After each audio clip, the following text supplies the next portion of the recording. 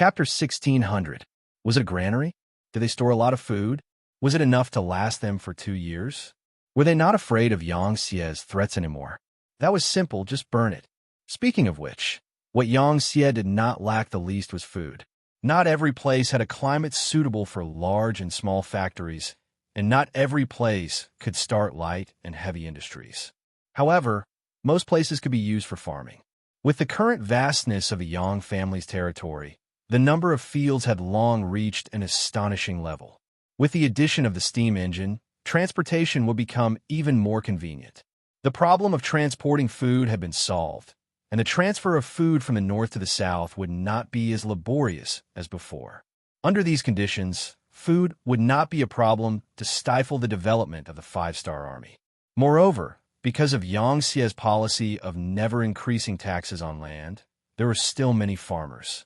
As long as there was enough money, it would be very convenient to reclaim the land. If they were pushed too far, they would burn all the food. This was Yang Qindong's method of dealing with the Southern Ming dynasty. Although it was a bit violent and direct, the results would be very good. Of course, this was the last resort. What he needed to do now was to negotiate. At the very least, he needed to make his stance clear. Just like how he appeared in Yunnan Manor with 500 black knights and dragon guards. Wasn't such a risk also for the sake of righteousness and justice? Yang Qindong was also clear about taking back Guangxi. This was what the three provinces' king, Zhu Huixing, had promised him. Now that he was sending troops to Guangxi, no one could say anything. Another 5 days had passed, and the situation in Yunnan Manor had stabilized again.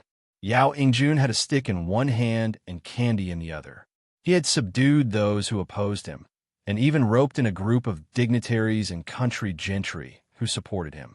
After consulting with Yang Qindong, Yao Yingjun stated that as long as these people cooperated well with the work, they could take away 20% of the wealth when they left their homeland. Seeing that the general trend was changing, more and more of the so-called local tyrants began to support Yao Yingjun and Yang Qindong's reform. Once the matters in Southern Cloud Prefecture were sorted out, all they needed to do was to copy the gourd and draw a ladle, and then extend it to other prefectures. Yunnan Manor no longer had any major problems.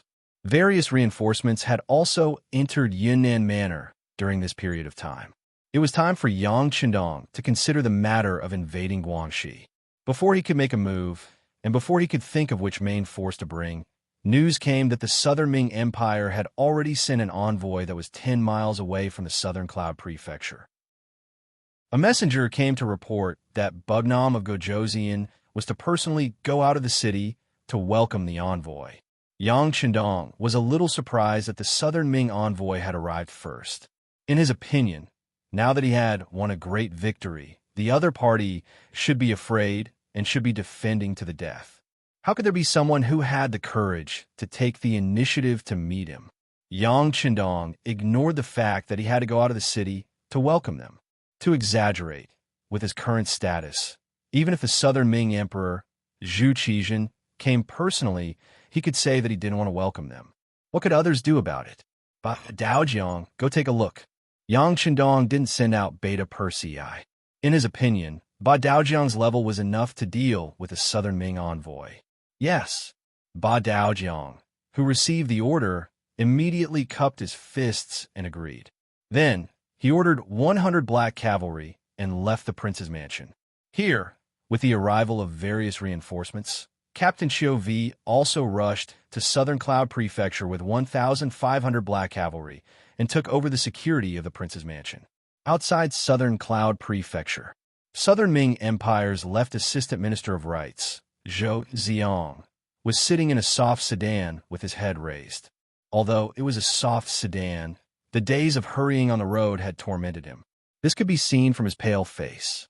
He was just a scholar. Usually, there were people to serve him when he wore clothes in the mansion. Now that he had to travel such a long distance, how could he not be tired? But now, all the tiredness had been put to the back of his mind. He was more concerned about whether the person he sent to act as the vanguard had entered Yunnan Manor, whether he had met Yang Qindong, and whether he had spoken of his request. The so-called letting Yang Qindong personally come out to welcome them was actually Zhou Zhang's idea. This time, Zhou Ziong was appointed by the imperial court to deal with the problem of the three provinces. But since it was an imperial order, how could he dare to disobey? That was why he wanted to test him. He wanted to see how much respect this Bugnam of Gojoseon had for the Southern Ming Empire. This would determine his attitude. As a member of the civil officials group, Zhou Ziong had his own pride, but he was not stupid. He was very clear about what could be done and what could not be done. The process of waiting had always felt long. Zhou Ziong sat in the sedan and waited for 4 hours. But these were the hottest 4 hours of the day. He had been waiting since noon until now. He felt as if his whole body was about to be oiled. Zhou Ziong, whose throat was about to smoke from the sun, could not help but curse in his heart. He thought that Yang Qindong deliberately did this to express his sincerity. He had already traveled 5 miles. At this moment, he was only 5 miles away from Southern Cloud Prefecture. With such a short distance, he did not believe that the welcoming team had not arrived after such a long time. There was only one possibility. Yang Qindong was deliberately basking in the sun. When he thought of this, Zhou Ziang's face turned ugly. He had a strong feeling that this mission would not be so easy to complete. It might even be impossible to complete. Finally, after Zhou Ziang did not know how many times he cursed in his heart, a group of cavalry finally came from afar. From afar, there are not many people, but the group was unusually orderly. It actually gave off a faint sense of oppression.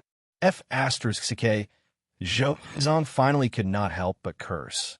This was indeed unbecoming of a scholar, but if it was anyone else, they would not be able to help but curse when they saw that the welcoming team was moving slower than a snail. Yes, the team from afar was indeed moving very slowly. But Daojiang, who was at the front, rode on a horse and deliberately slowed down. He had been by Yang Qindong's side for more than 10 years. Although he did not completely understand the 6th young master, he could sometimes understand the meaning behind his gaze. Since the Southern Ming Empire's envoy was so arrogant, Ba Daojiang would make them uncomfortable. What, do you really think that our 6th young master is someone you can order around? Even if Zhu Qizhen was here, he would not dare to be so arrogant. Since that was the case, Ba Daojiang was naturally going to have some fun. He purposely slowed down his speed so that the emissary and the others could enjoy the scorching sun. This was just a small matter. He still had some big moves that he had yet to use. The team slowly moved forward and finally arrived in front of the envoy's team. At this moment, Zhou Ziong was no longer angry. Now, he just wanted to enter the Southern Cloud Manor and have a good rest. What? Bugnam of Gojoseon did not come? Although he had already expected that Yang Qindong would not be in the welcoming team, as the envoy of the Southern Ming Empire, he still wanted to save face. Therefore, he still pretended to ask this question. Bugnam of Gojoseon is busy with something important. Envoy, are you entering the city? Ba Daojiang did not explain much and replied with a very arrogant attitude. Zhou Ziong was not stupid. Of course, he understood the hidden meaning in this sentence. It was saying that the matter he was here for was insignificant. Thinking that he was the envoy of the Southern Ming Empire and did not need to lower himself to the level of a nameless person, he coldly snorted and pulled the curtain. Let's go. Enter the city. Enter the city. There were close to 1,000 people in the envoy team.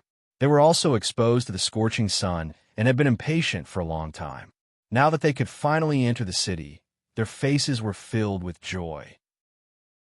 They hurriedly agreed and raised their placards, struck their gongs, and beat their drums. It seemed to be quite a show of force. Ba Daojiang sneered in his heart when he saw that the 1,000 people were still acting like this. Then, he also turned his horse around. However, only those who were very close to him noticed that Ba Daojiang, who had turned his head, had a trace of a malicious smile on his face. Giddy up, giddy up. The black cavalry began to move. They were moving slowly just a moment ago, but this time they began to speed up. As the war horses galloped, the yellow sand on the official road flew up like a gust of wind and drifted towards the 1,000 people of the envoy team.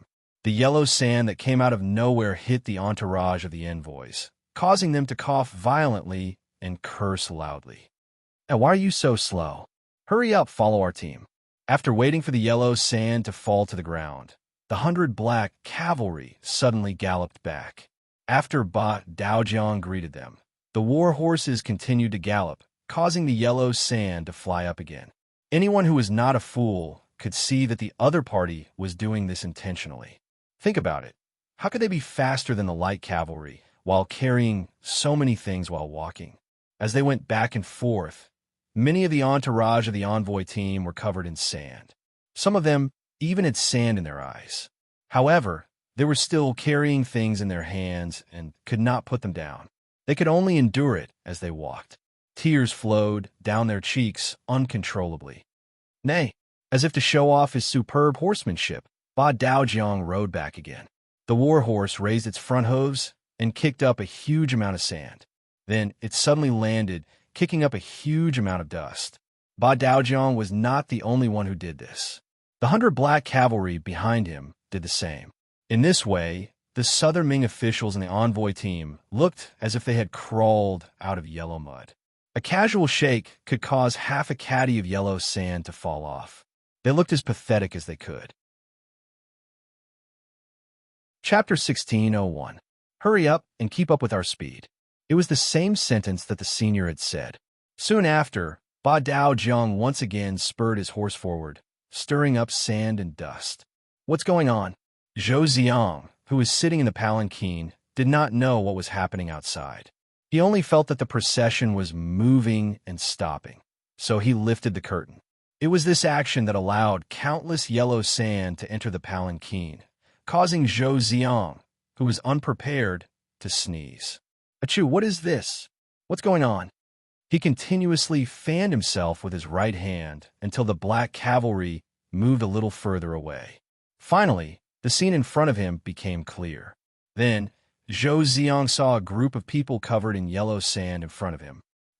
Seeing that the originally neat group had become like this, Zhou Ziang instinctively wanted to reprimand them. This group represented the image of the Southern Ming Empire. How could they behave like this? What would others think if they saw this? However, as soon as he opened his mouth, a gust of sand hit his face and was sucked into his mouth.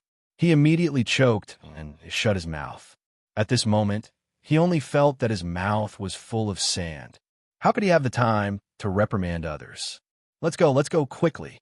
It was unknown who shouted first in the group, but the others only hesitated for a moment before increasing their speed. Since there was sand and dust everywhere, it was better to walk faster. This way, they would suffer less. First, they walked quickly. In the end, they unknowingly started running. Even so, the sand and dust still hit their bodies. It could be said that they were in an extremely sorry state. At the east gate of Southern Cloud Manor, the commoners who had heard the news had already run over to watch. It seemed to be human nature to watch a show. When Yang Chundong entered the city, they came out to watch. Now that they knew that the group of envoys from the Southern Ming Empire had arrived, they also came out to watch. Speaking of which, although Southern Cloud Manor was the territory of the Southern Ming Empire and had always considered itself a citizen of the Southern Ming Empire, ever since Zhu Huichun was conferred the title of king of 3 provinces, they rarely heard any news about the Southern Ming Empire. Zhu Huichun wasn't a very capable person, but his ambition wasn't small. In order to change the views of the commoners, he forbade his subordinates from talking about the Southern Ming dynasty. Now that he was captured alive, this ban was naturally lifted.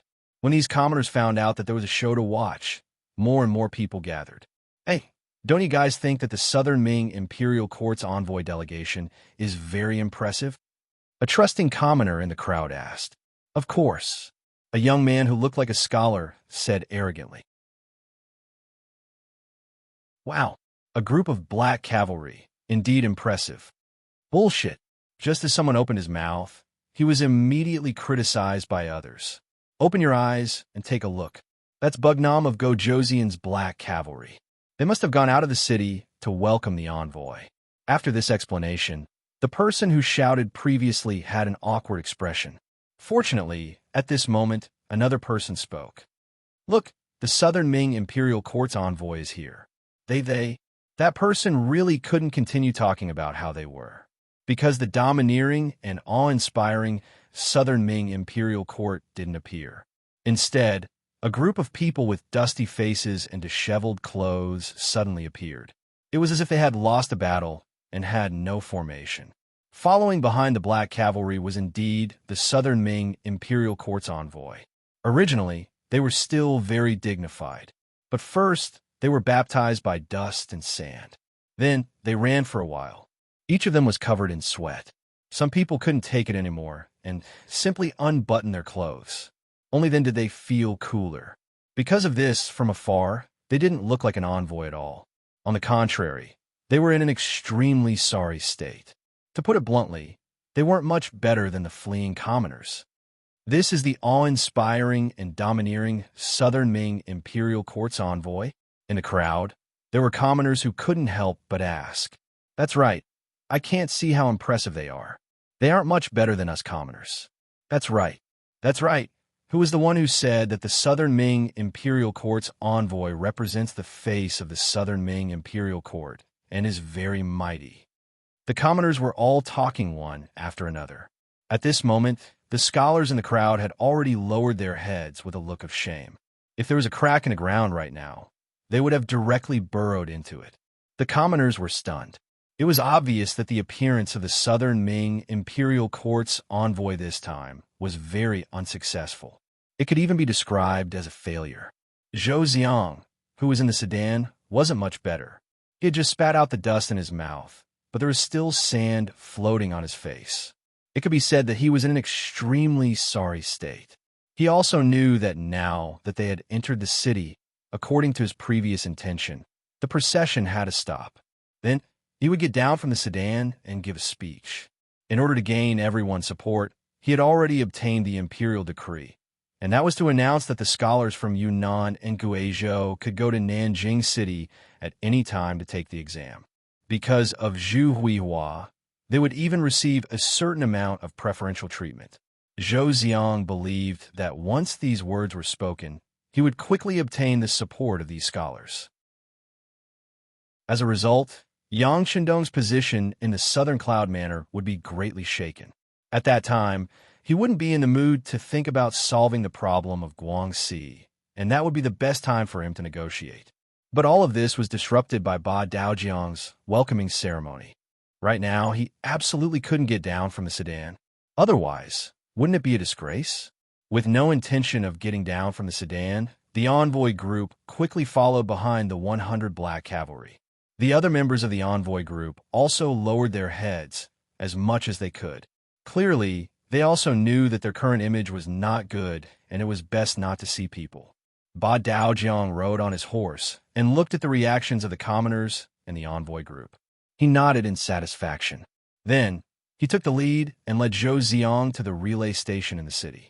In order to accommodate the 1,000 people of the envoy group, the surrounding courtyards of the relay station were cleared. It was enough to accommodate them.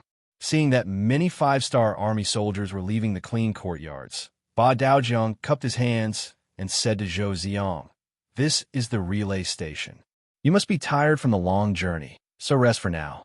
Right, the security in the city isn't too good right now, so it's best if you don't go out. Otherwise, if something happens, no one will be responsible." Haha. After saying this, without waiting for Zhou Xiang to ask anything, Ba Daojiang spurred his horse and led the Black Cavalry into the distance. Zhou Xiang opened his mouth, but in the end he had no choice but to swallow the words he wanted to say back into his stomach. Originally, Zhou Xiang wanted to ask when he would be able to see Bugnam of Gojoseon, but after thinking about it, since he was already here, why would he be afraid of not being able to see Bugnam of Gojoseon? Thus, he decided to take a good rest first. The most important thing was to wash up properly. Speaking of which, his body was currently covered in sand and dust, which was very uncomfortable. After leaving the relay station, Ba Daojiang returned to the 3 Provinces King's mansion and reported to Yang Shandong. You did well. Have the other matters been arranged?" Yang Shandong had already heard about Ba Daojiang's actions. When he thought of the Southern Ming Kingdom's envoy group's disheveled appearance, he couldn't help but feel a burst of laughter. "Young master, everything has been arranged. Some of the veterans disguised as commoners are strolling outside the relay station. As long as these people dare to come out they will definitely be taught a lesson. Ba Daojiang chuckled. Those veterans were masters who killed without batting an eyelid. If the Southern Ming Kingdom's envoy group really didn't listen, then a few people would really die. Chapter 16:02. As for whether the Southern Ming envoys would pursue this matter, what's wrong? I've already told you that the security in the city isn't good and there are many bandits, but you didn't believe me. Who can you blame for this? While Ba Daojiang was still thinking about these matters, Yang Chendong had already opened his mouth. Let's put the matter of the diplomatic mission aside for now. Inform Commander Tian that he can bring his troops into Guangxi. If anyone resists, beat them until they submit. The 2nd Regiment will assist them on this matter. All right, before you go, don't forget to bring the royal proclamation written by Zhu Huiyan. Yang Chendong had no intention of negotiating with the Southern Ming imperial court. At least, not when it came to Guangxi. This time, he had taken a risk to enter Yunnan Prefecture for the rights to govern the 3 provinces. Now that he had won, the 3 provinces should belong to him. Even the Southern Ming Empire couldn't stop him. Besides, why would the king of Shiping attack him? Without the Southern Ming Empire's agreement, would he dare to do so? Since the Southern Ming Empire wanted to play dirty, he didn't mind showing off his skills and letting them know his strength. This was what they meant by, I'll reason with you, and you'll play dirty with me. Since that's the case, when you want to reason with me, I'll show you my fist. Xiqing Prefecture. As one of the borders between Guangxi and Yunnan. On this day, a large number of 5-star army suddenly appeared outside the city. When the soldiers guarding the city saw this scene, their expressions changed greatly, and they went to inform the prefect, Wang Bang. Wang Bang was a grand scholar, but his ranking wasn't high. Later, it was because his family donated money and the Southern Ming Empire was in need of people that he was able to get this job. Before this, he was just a small official. This time, it was because of his relationship with Zhou Xiang that he was able to get such a good job as the prefect. As soon as he ascended to the position, Wang Bang's greedy and perverted side was revealed. First, after entering the city, he invited all the nobles and villagers to a meal and obtained many benefits. Following that, all the young ladies in the city had married 3 concubines in a short span of a few days. It could be said that he was radiating a second spring in his life. When the servants came to report the news, he was in his own bedroom, teasing Third Madam. The shout from outside almost made him impotent. In his anger, he couldn't help but curse. Who is it? Don't you know that this official is doing something important? Why bother me? Sir, something bad has happened. There are a lot of 5-star army outside the city. It seems like they are going to attack the city. The messenger shouted anxiously. 5 what? The room was silent for a moment, followed by the sound of clothes being put on. Wang Bang quickly put on his official uniform and walked out. He stared at the informant and said, Say that again. Sir, there are many cavalrymen from the 5-star army outside the city. It seems that if we don't open the gate, they will attack. What is this Bugnam of Gojoseon trying to do? Is he openly declaring war on the Southern Ming dynasty? Has he ever considered the consequences? Wang Bang yelled in an attempt to intimidate others. However, he felt that there were no outsiders here, and shouting like this would not have any effect. Thus, he stopped talking and walked out. Let's go and take a look. This official wants to see who has the guts to do this. Wang Bang was really angry. At this moment, his anger was overflowing. He wanted to have a good talk with the 5-star army. The reason why he had such an attitude was because he was not afraid of the 5-star army. Speaking of which, when Wang Bang was working in the Nanjing government, he had heard a bit about the 5-star army. However, because Zhu Qijin intentionally downplayed the 5-star army's influence on the Southern Ming dynasty, unless it was a high official, ordinary officials and commoners didn't think that the 5-star army was that powerful. Especially in these years, the 5-star army had been supplying large amounts of food to the Southern Ming dynasty at a very low price. This caused people to interpret it as the 5-star army being afraid of the Southern Ming dynasty, which was why they were doing this. This made many people feel good about themselves. Wang Bang was one of them. He always felt that he was a member of the Southern Ming dynasty and the five-star army was just Bugnam of Gojoseon's army. No matter how powerful this person was, he still had to look up to the Southern Ming Emperor. Since that was the case, what was there to be afraid of?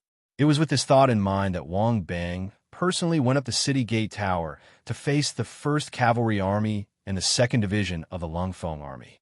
Wang Bang climbed to the top of the city gate tower and looked up. He could see the scene of the 5-star army forming up outside the city.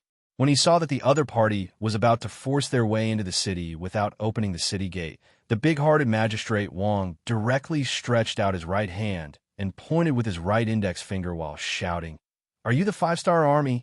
Don't you know that Sea City belongs to the Southern Ming dynasty? What do you want to do? Do you want to offend your superiors?" Tian Hu and Division Commander Xiao Feng were chatting at the bottom of the city gate. It was just a small Sea City prefecture. They didn't care about it at all. In their opinion, as long as the people guarding the city weren't stupid, the most they should do was open the gate and surrender when they saw them. In the past, when they faced other ferocious foreign races, didn't such things happen often? No matter who you were, when you were faced with tyrannical strength, the only thing you had to do was to lower your head. Only then would you be able to continue living. It was precisely because they were too optimistic that when they saw Wang Bang pointing at them and shouting angrily, Tian Hu, Xiao Feng, and the others were stunned. After a while, Tian Hu couldn't help but say, "Who the hell is this? Why does he feel so good? Isn't he afraid that we won't say anything? How dare he provoke us?" In Tian Hu's eyes, anyone who dared to criticize the 1st Cavalry Army in front of him was a serious provocation. There was nothing to say to such a person. There was only one word to say: beat him. Beat him until he submitted. That's right, what a big idiot. Xiao Feng, who was at the side, also agreed. He hadn't met such a weirdo in a long time. Haha, then it's settled. I just hope that he won't be too arrogant. Tian Hu chuckled and waved his hand. His guard captain, Hu Helu, responded and rode down the city gate. Although they had already decided to teach Wang Bang a lesson, they still had to go through the necessary process. When Hu and Lu Wei arrived at the city gate, they picked up a scroll that looked like an imperial edict, opening it up and reading it out loud. The kings of the 3 provinces have given their orders. Today, the 5-star army will be taking over Guangxi. All the officials in Guangxi are to cooperate fully if they see this king. As Hu Helu read, he looked up at the city gate as if he was looking at an idiot. He wanted to see what kind of reaction this Southern Ming official would have after hearing this. When he raised his head, he couldn't help but be shocked. Almost instinctively, he hurriedly moved to the right. Just as he finished his movement, an arrow flew past where he was standing and stabbed into the ground. Hu Helu was less than 20 steps away from the city gate tower. At this distance, as long as one had the strength, they would be able to shoot an arrow and threaten others. Fortunately, Wang Bang wasn't familiar with bows and arrows. Otherwise, if it was another archer, it wouldn't have been so easy to dodge. What bullshit king of 3 provinces? This is Southern Ming's Guangxi, not someone's Guangxi. You all should quickly retreat. Otherwise, if we meet with weapons and lose your life, you can't blame anyone. Wang Bang shot an arrow. Although it didn't hit his opponent, it still gave Hu Helu a fright. The Southern Ming soldiers on the city gate tower laughed heartily. When Wang Bang heard the laughter, he became very spirited. When he spoke, his righteous words were filled with righteousness. Damn, they actually made the first move. Huh, now there's nothing to say. Tian Hu also saw Wang Bang's appearance when he shot the arrow. After seeing that Hu Helu was fine, he let out a sigh of relief and then laughed loudly. Originally, he thought that if he made the first move, wouldn't it be bad if word got out? Now that the other party made the first move, there was nothing wrong with what he did. There's nothing to say. How about this, Commander Tian? You call them back first. The cannons don't have eyes. Don't accidentally hurt our own people. At this moment, Xiao Feng's eyes were also wide open. When he looked carefully, there was only excitement. Originally, he thought that if the defending general was tactful, they wouldn't be of any use. However, he didn't expect to meet such a strong person in the first city. How could he be polite? He would just blast them. Commander Hu, come back. Commander Lin, mount the field cannons and aim at them. Blast them. After the two orders were given, Hu Helu turned his horse around and returned. The five-star army also had cannons pushed forward from the rear. On the city gate tower of Sea City, where he saw Hu Helu retreating without saying anything, Wang Bang looked up to the sky and laughed. He said to the soldiers beside him, "Did you see that? They're scared. Some people are like this. If you don't show them some power, they won't know how many eyes you have." Yes, the prefectural magistrate is right. The prefectural magistrate is mighty. When he heard this, Wang Bang's face lit up with excitement. At this moment, it was as if he was possessed by the god of war. He even thought that if his actions were to spread to the southern Ming dynasty, he would definitely be rewarded. He laughed to himself and thought about his beautiful future. Suddenly, someone beside him said, "My lord, look, what are they doing?" Following the direction of the finger, 10 field cannons were pushed out and pushed to the front line. The west gate of Sea City was also within the range of the cannons. There is a saying that the truth of the great Ming dynasty was born from everyone's bickering and bragging in the imperial court. The truth of the world was always within the range of the cannons. Chapter 1603. This time, the Lung Feng army was going to teach these arrogant southern Ming officials a lesson. They were going to tell them that their arrogance had long been trampled under their feet. To deal with them, they only needed to fire the cannons, and everything would be over. Fire. When the 10 field cannons were ready, Artillery Battalion Commander Lin Luan gave a shout, and the 10 cannons roared in unison. Beams of light flashed and drew a beautiful arc in the air before landing on the city wall of Sea City opposite. At this moment, Wang Bang was still standing there with his hands on his waist and an arrogant look on his face. His sense of superiority made him not believe that the five-star army would dare to fire at him. He was an official of the southern Ming dynasty and was considered a direct descendant of the emperor. He was not someone that Bugnam of Gojoseon, who was forced to be conferred the title, could compare to. Not to mention, the one who came this time was not Bugnam of Gojoseon, but a general that he had never heard of before. Do you have a lot of cavalry? So what? Were the grassland cavalry strong or not? Weren't they still defeated by the great Ming dynasty? Now that he had a strong city in his hands, he did not believe that these boorish soldiers would dare to do anything to him. The more he did not believe, the more arrogant he became. Wang Bang had already thought about it. He wanted to use this opportunity to prove himself. He wanted to tell the world that not only was he greedy, he was also a very courageous person. As long as the imperial court was willing to put him in an important position, the five-star army would definitely be defeated in front of him. He would become the nemesis of the five-star army. The more he thought about it, the more he thought about it. He even thought about how the southern Ming emperor would reward him after this battle. Would he be transferred back to Nanjing? After all, there were too many rich people there. That was the place where he should display his talents. It was not like Sea City, where there were too few rich people. He had not even used his full strength yet, but he had already plundered 50 to 60% of the rich people. It was not a challenge at all. He still had a smile on his face as he thought about the beautiful future. At this moment, the cannonball whistled through the air. In Wang Bang's eyes, he could even clearly see a beam of light flying straight towards him. With a smile on his face, the cannons bombarded the city gate tower. This became the last pose and expression Wang Bang maintained before he died. This was because one of the cannonballs had unfortunately landed about 4 steps in front of him, and the powerful force had directly sent him flying. In midair, Wang Bang's body began to disintegrate, so much so that not even a complete corpse could be found. The bombardment began. Just the first round of cannon fire had sent Wang Bang flying. At the same time, the South Ming army's pride and arrogance had been destroyed. A few minutes ago, no one thought that the five-star army would really open fire. Even if the field cannons were pushed out, they still thought that the other party was just trying to scare them. Moreover, even if the cannons were to be fired, they had the advantage of the city walls, and their safety would be guaranteed for a short period of time. They were the army of the southern Ming dynasty. Although they used to follow the king of 3 provinces, Zhu Huichun, there were still many soldiers who had seen the world. They had seen the so-called red barbarian cannons that were loaded with live ammunition before. Other than looking quite scary, their power was only SOSO. It was impossible for them to destroy the city walls with a single wave of attacks. As long as they were given time, they would be able to defend the city and send reinforcements.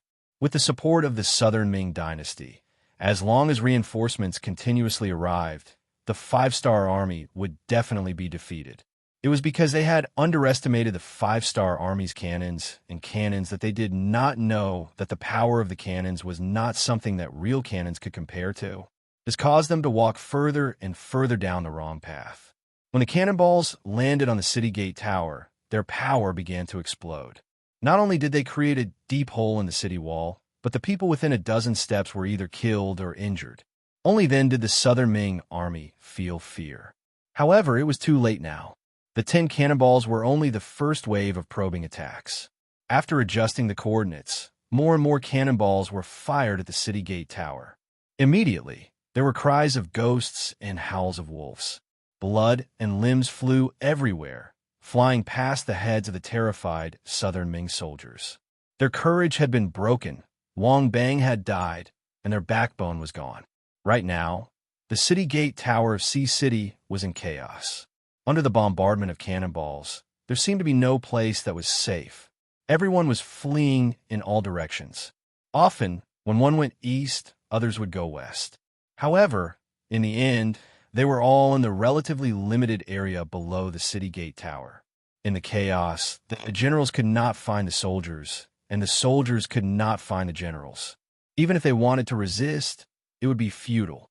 It was during this chaos that the two cannons lowered their muzzles and began to fire at the west gate of Sea City. At this moment, Tian, who had told Division Commander Xiao Feng to organize the world's first cavalry army and prepare to charge.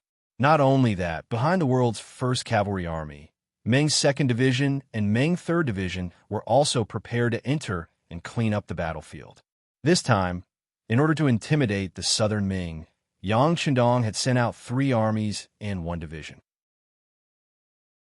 It could be said that he had made ample preparations. With such a powerful military advantage, even if the Southern Ming really wanted to shed all pretense of cordiality, he would not be afraid of them sending an army. Under the ferocious bombardment of the field cannons, the city gate was blasted open in just a few hits.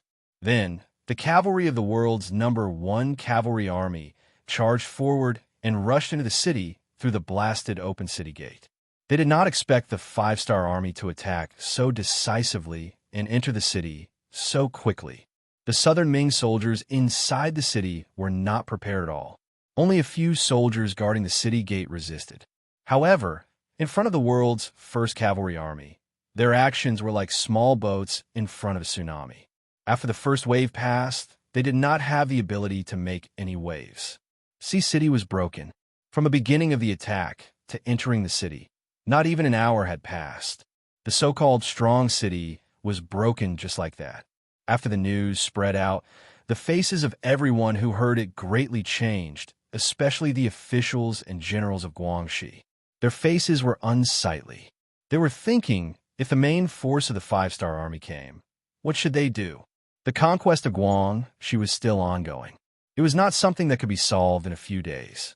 After handing the matter to Tianhu and Xiao Feng, Yang Chendong did not take care of it anymore. Instead, he began to deal with the matters of Yunnan and Guizhou. Previously, he had given the authority of the 2 places to Yao Ingjun, and the other party had gladly accepted it. Moreover, he quickly arranged for people to bring Zhu Yan, who was also the Eternal Victory Princess, after being completely integrated into Yangxie. This title naturally became history and would not appear again, to the Southern Cloud Manor. He was using another method to show his loyalty to Yang Hodong. See, I even brought my family over. There is nothing to worry about. The 6th young master can also completely trust me. Regarding Yao Ingjuan's actions, Yang Chendong was naturally satisfied. It was because of this that he decided to stay for a while and properly train the other party to see if this person was suitable. After all, Yao Ingjun had always been doing intelligence work. Although he later led troops, he did not make too much of a name. Just like this, Yang Chendong stayed and helped Yao Ingjun come up with plans. Yang Chendong adopted a three-step policy. First, he sent out the new army and the Russian division, a total of nearly 100,000 people, to attack the remnants of Yunnan and Guizhou. This included some mountain bandits who were usually kings of the mountains. If a place wanted to develop, the problem of public security must be solved first. If one's personal safety was not guaranteed, how could one attract others?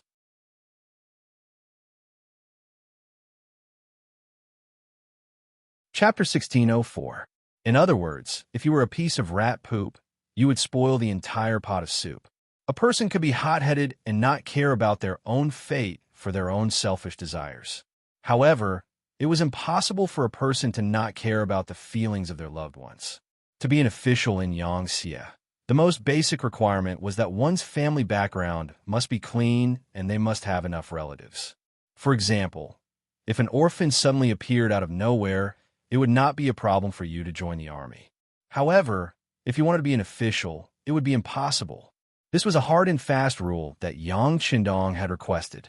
Being an official for 1,000 miles was only for money. This was a rule that had been passed down for thousands of years by the ancestors. There must be a reason for it. Yang Chendong did not want to test people, and he did not have the time to do so. Because of this, it was better to take advantage of these people's weaknesses. As long as all the officials had scruples before doing anything, they would not dare to take risks easily. This would greatly reduce the crime rate of the officials. Because of the implementation of this set of policies, the integrity of the officials in the Yang faction had never been a problem. Perhaps there were some mediocre officials who did not do anything, but there was no one who was greedy. This was the result of Yang Chendong making use of family and friendship to make an issue out of it. Speaking of which, the officials who were appointed were all very careful. Not to mention that if they really extended their greedy hands, it would bring bad effects to their loved ones. They might even destroy many people because of their own selfish thoughts.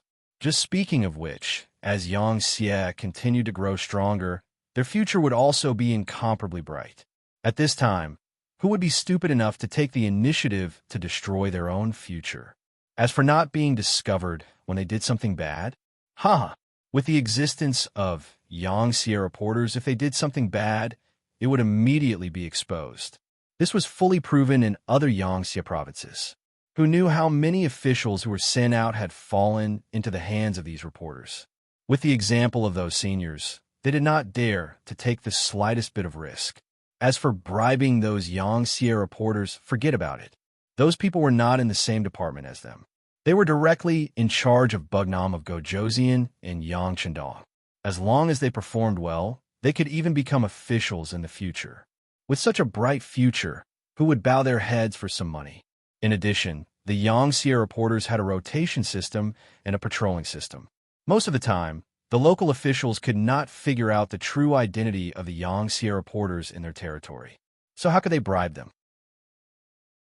When you finally managed to bribe one, but that person was transferred away and replaced with a new person, plus the existence of the patrolling reporters, this possibility became infinitely small, and no one dared to try again. The officials did not dare to be greedy. Instead, they wholeheartedly wanted to be good officials. They wanted to achieve political achievements and make decisions for the people. The ones who benefited were naturally the ordinary people, but it also made the rich and powerful suffer. When they raised a large amount of money and fought to befriend the new Yangtze officials, they found that the other party was unexpectedly stubborn. This time, they did not know what to do. Since they could not send money, they had to follow the rules. If they did not give up their rights and interests, they would be punished. As a result, the rich and powerful could only bow their heads and admit defeat, or raise their swords and rebel. But to rely on those rich and powerful people to rebel? Forget it. They were the group of people who were most afraid of death. Perhaps they would dare to bully a good citizen, but to go against the government was still extremely powerful. Especially against the five-star army that killed without blinking an eye, they did not have the guts to do so. Once the public security was stabilized, the interests of the people were protected, and there was a way out for their livelihood. The third step was to move. That was mass migration. The first to move were those rich and powerful people. As long as these people left their ancestral homes and nests, their influence would be reduced to the lowest, and they would not be a threat to the government. At the very least, the ordinary people could choose to move out, and they would be the representatives of the Han people in various places. As a result, not only would the Chinese language and culture be spread better, it would also be very beneficial to the people who were willing to move out. For example, if they chose to move out, they would receive more land, more than double the amount of land they would get if they stayed. Just by leaving their homeland, they could receive so many benefits, and it was inevitable that some people would be tempted. When a large number of people were moved out and scattered to the other Yangtze provinces, the nobility of the Han people would gradually be reflected. Think about it. If a place was filled with Han people, how could it show the rise of their status in the world? Only when there were different kinds of ethnic groups would the Han people be able to stand high above the masses. That would be the only way to prove everything. Moving out a portion of the people would also reduce the pressure on Yunnan and Guizhou. With a smaller population, the amount of land they would receive would be more. When the people had money and food, they would have more children, and the new Han people would spread to the other Yangtze provinces. This was like a virtuous cycle, and in the end, the Han people would spread all over the world and become the rulers of any place. Even if there was a day when the descendants of Yangtze did not live up to expectations, the country would still fall into the hands of the Han people. This was enough to make Yang Qindong feel gratified and satisfied. After the three-step policy was formulated, Yao Yingjun led a group of officials and began to get busy. Yang Qindong also did his best to help from the side. For example, with him here, the Yangtze provinces opened their doors to welcome the Han people and prepared houses, fields, and necessities in advance. If Yao Yingjun were to do these things, who knew how much time it would take to coordinate? Yang Qindong was very busy, and in contrast, Zhou Ziong was very idle. Ever since he came to Yunnan Manor, he first ate a face full of dust before entering the city. When he entered the city and entered the relay station, he cleaned up and wanted to see Bugnam of Gojozian and Yang Qindong. He had been waiting for an answer. Zhou Ziong was someone that Yang Qindong wanted to meet, but not now. He wanted to wait until the situation in Guangxi was under control. However, Zhou Ziong did not know that. He was trapped in the relay station every day and did not know anything about the outside world. Right now, he was thinking about how to meet Yang Qindong. In his view, the longer some things were delayed, the more disadvantageous it would be for him. At the very least, if the problem was not solved for a long time, how would the court look at him? How would Emperor Yingzong look at him? Would they say that he was too incompetent? At this moment, he was in the tiger's den, but Zhou Ziong was still thinking about the emperor's opinion of him. He was thinking about his own official career. It had to be said that he was really obsessed with being an official. In fact, Zhou Ziong was just a representative of the Southern Ming Dynasty civil officials. The Southern Ming Dynasty civil officials had the same name, but they cared more about benefits. The higher one's position was, the more famous one would be, and the more benefits one could obtain. This made countless people think of ways to climb up the ranks. Sometimes, in order to attract the attention of others or the emperor, they would even do things that would leave others dumbfounded. They did not hesitate to impeach each other. In short, the court was often a mess. If they wanted to do something good, they would have to face all kinds of resistance and trouble.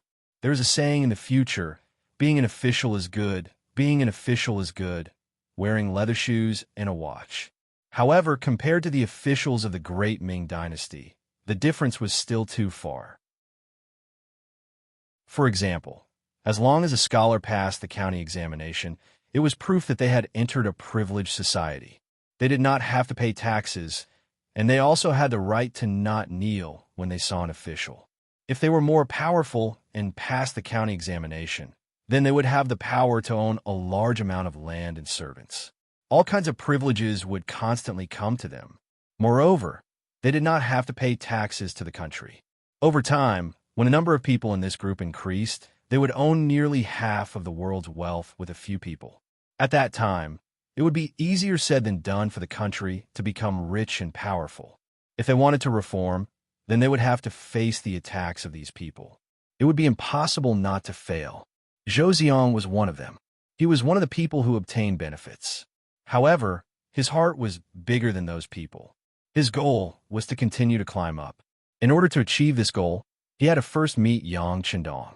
In order to achieve this goal, he first gave money to the Yang Xie staff at the relay station. Unfortunately, there are clear rules. These staff did not dare to accept money. Did they not want to live?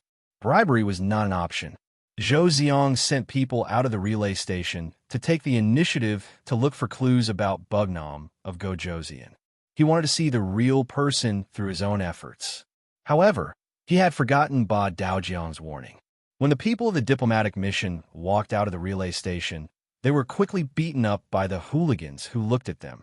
They walked back with bruises all over their faces. Because of this matter, Zhou Ziong vented his anger on the staff of the relay station. However, the result was that the current Yunnan manor was not peaceful. He had already told them not to go out casually, but they did not listen. Who could they blame? If not even one person could leave, how could they talk about meeting Yang Chendong? Zhou Ziong sighed.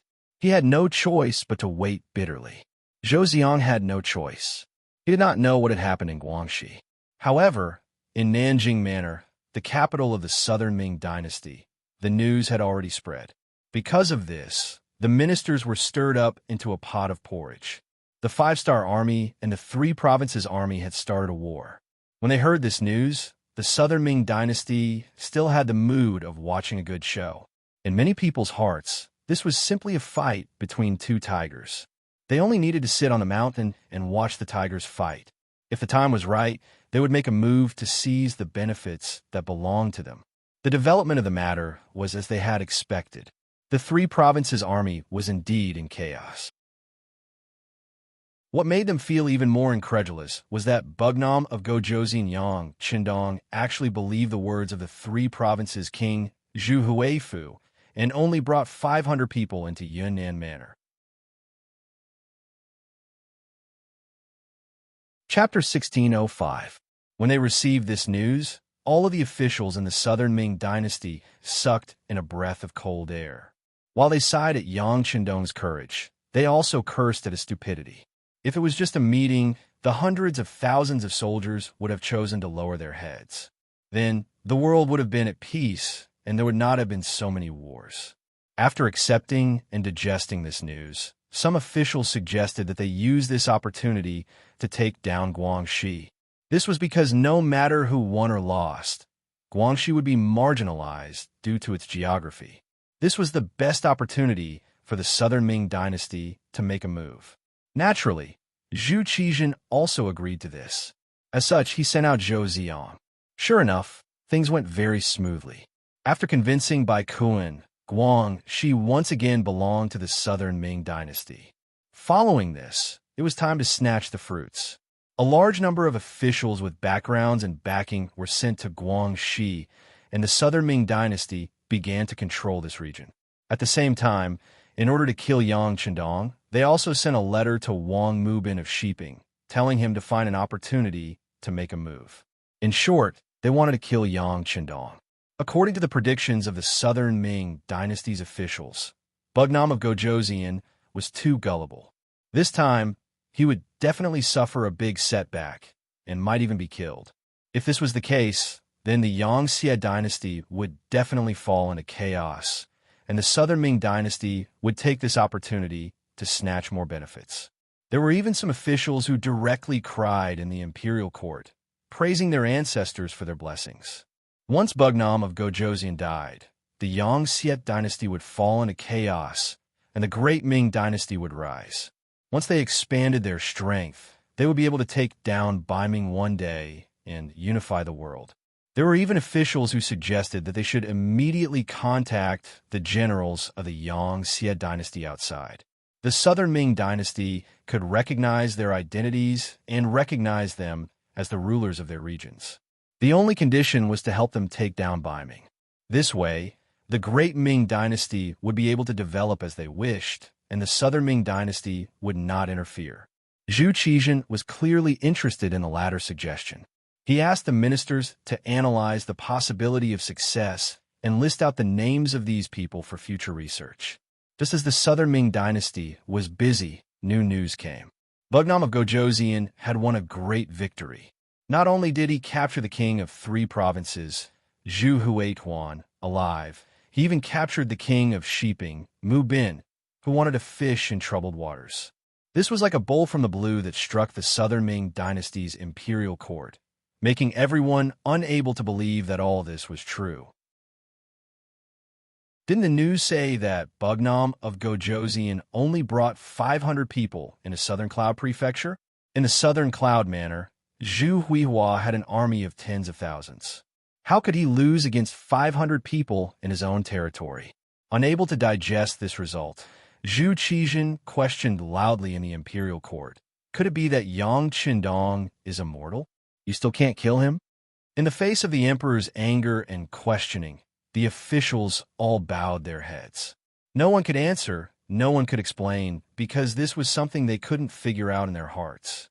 Fortunately, someone in the imperial court immediately opened his mouth and raised another question. Once Bugnam of Gojoseon dealt with Zhu Huihua and Mu Bin, wouldn't that be equivalent to settling Yunnan and Guizhou? Wouldn't that mean that he was going to fight for Guangxi next? After all, Yang Qindong was willing to take the risk to enter Southern Cloud Prefecture because of the peace of the 3 provinces. At that time, the Beiming Imperial Court knew about this matter, but it didn't happen. This could also be regarded as tacit consent. Now that the other party had the upper hand, he naturally had the right to take everything that he should have. After the new question was thrown out, Zhu Qizhen, who was sitting on the Golden Dragon throne, had a big change in his expression. If this was the case, then the situation was too unfavorable for him. The Great Ming Empire was already divided into the north and south, and its strength was no longer the same as before. If they really lost the 3 provinces, how would the Southern Ming Empire survive? More importantly, there would be no barrier between them and the 5-star army in the future.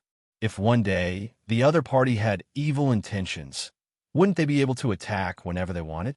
Thinking of this, Zhu Qizhen suddenly stood up from the Golden Dragon throne and shouted, "No, we definitely can't let the 5-star army occupy the 3 provinces and threaten the foundation of our Southern Ming Empire." The emperor's big change scared the officials at first, but then they thought that if such a situation really happened, they wouldn't have good days as officials. At that moment, they reacted one by one and hurriedly agreed. Their attitudes were quickly unified. After their thoughts were unified, they began to discuss the next step. This led to the matter of Zhou Xiang going to Southern Cloud Prefecture. After all, he was at the front lines and was very familiar with the situation there. This was already a court meeting a month ago. This time, all the officials gathered in the throne room to talk about the matter at hand. There had already been an urgent report sent from 800 li away. The 5-star army had indeed sent out troops, and they had come from Yunnan to Guangxi in a rather unyielding manner. They had used force to blast open the gates of Sea City, and even the newly appointed magistrate, Wang Bang, had died in battle. When the news came, it was like a large dark cloud hanging over the heads of all the officials, causing their expressions to become quite unsightly. After receiving the news last night, Zhu Qizhen practically didn't sleep for the entire night. At this moment, his spirit seemed to be somewhat dispirited. Sitting on the Golden Dragon throne, his eyes were somewhat red as he asked below, "Sea City has been lost. This matter should already be known by all my beloved officials. Next, let's talk about the countermeasures." After saying this, Zhu Qizhen leaned his body against the Golden Dragon throne, looking very haggard. As an emperor, Zhu Qizhen's luck wasn't too good. When he first became the emperor, the Great Ming dynasty had just experienced the golden age of Ren Xuanji's rule. Whether it was in terms of military or economic strength, the Great Ming dynasty was strong. At that time, as the emperor, when he spoke, hundreds of officials would agree. How awe-inspiring was that?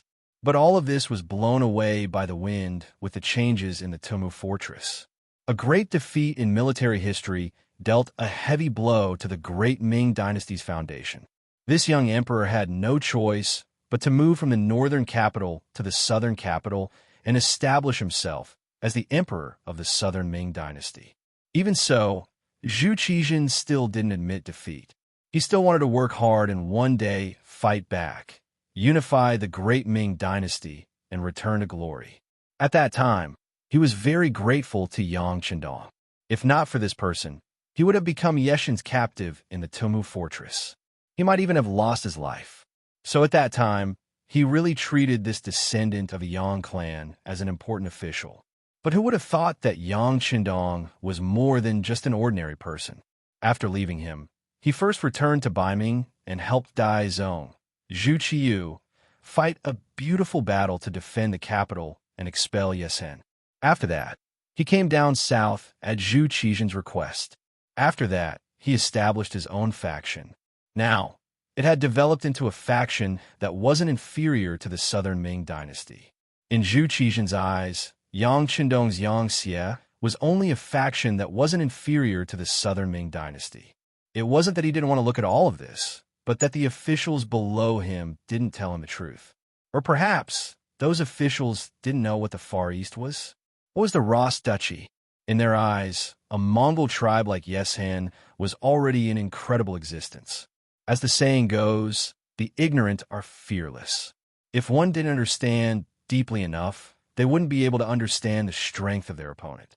But now, after the Five-Star Army took down Yunnan and Guizhou, they sent troops to Guangxi. They even dared to openly oppose the southern Ming dynasty. Only then did Zhu Qizhan feel the pressure. He clearly understood that the appetite of this Bugnam of Gojoseon that he personally conferred was huge. The ass decides the head. Since he was the emperor of the southern Ming dynasty, he definitely wouldn't allow anyone to threaten him. This time, he gathered all of the officials so that they could come up with a plan for him. Most of the officials had already received the news last night.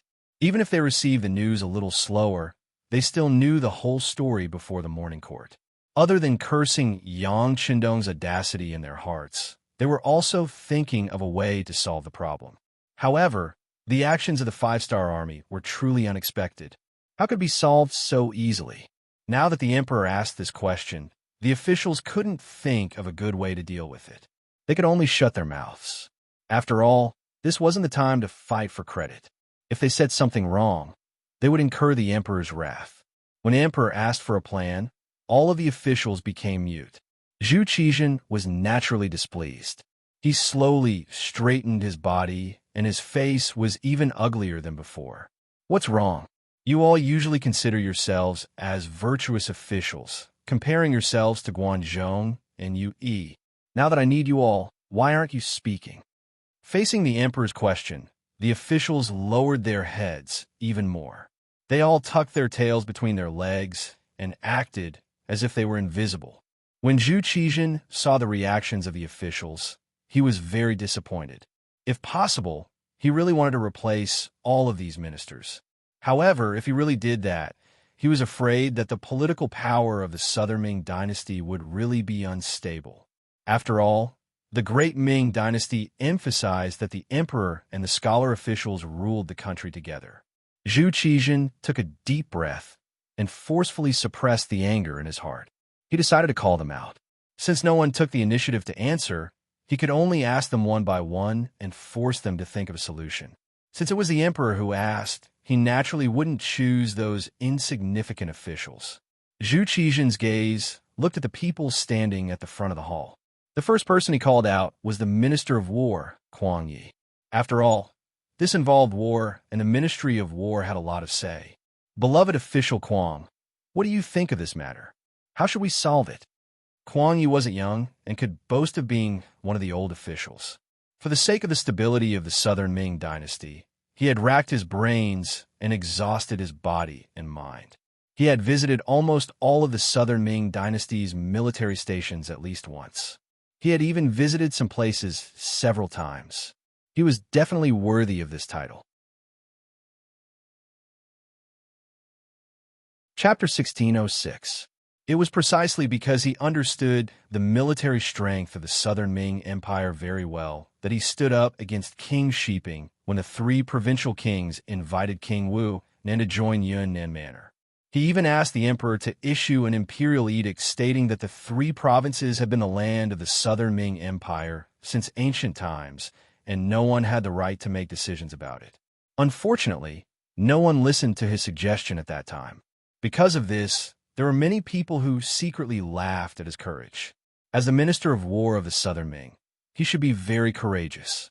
How could he achieve great things if he was so careful? Not only the ordinary officials, even Zhu Qizhen didn't agree with this decision. In his opinion, this was a chance to kill Yang Qindong. If he issued an edict, what would he do if Yang Qindong didn't go to Yunnan Manor? Wouldn't he be helping his opponent? However, he never thought that Zhu Huiyun was so incompetent and Mu Bin was such a waste. They actually allowed Yang Qindong to succeed.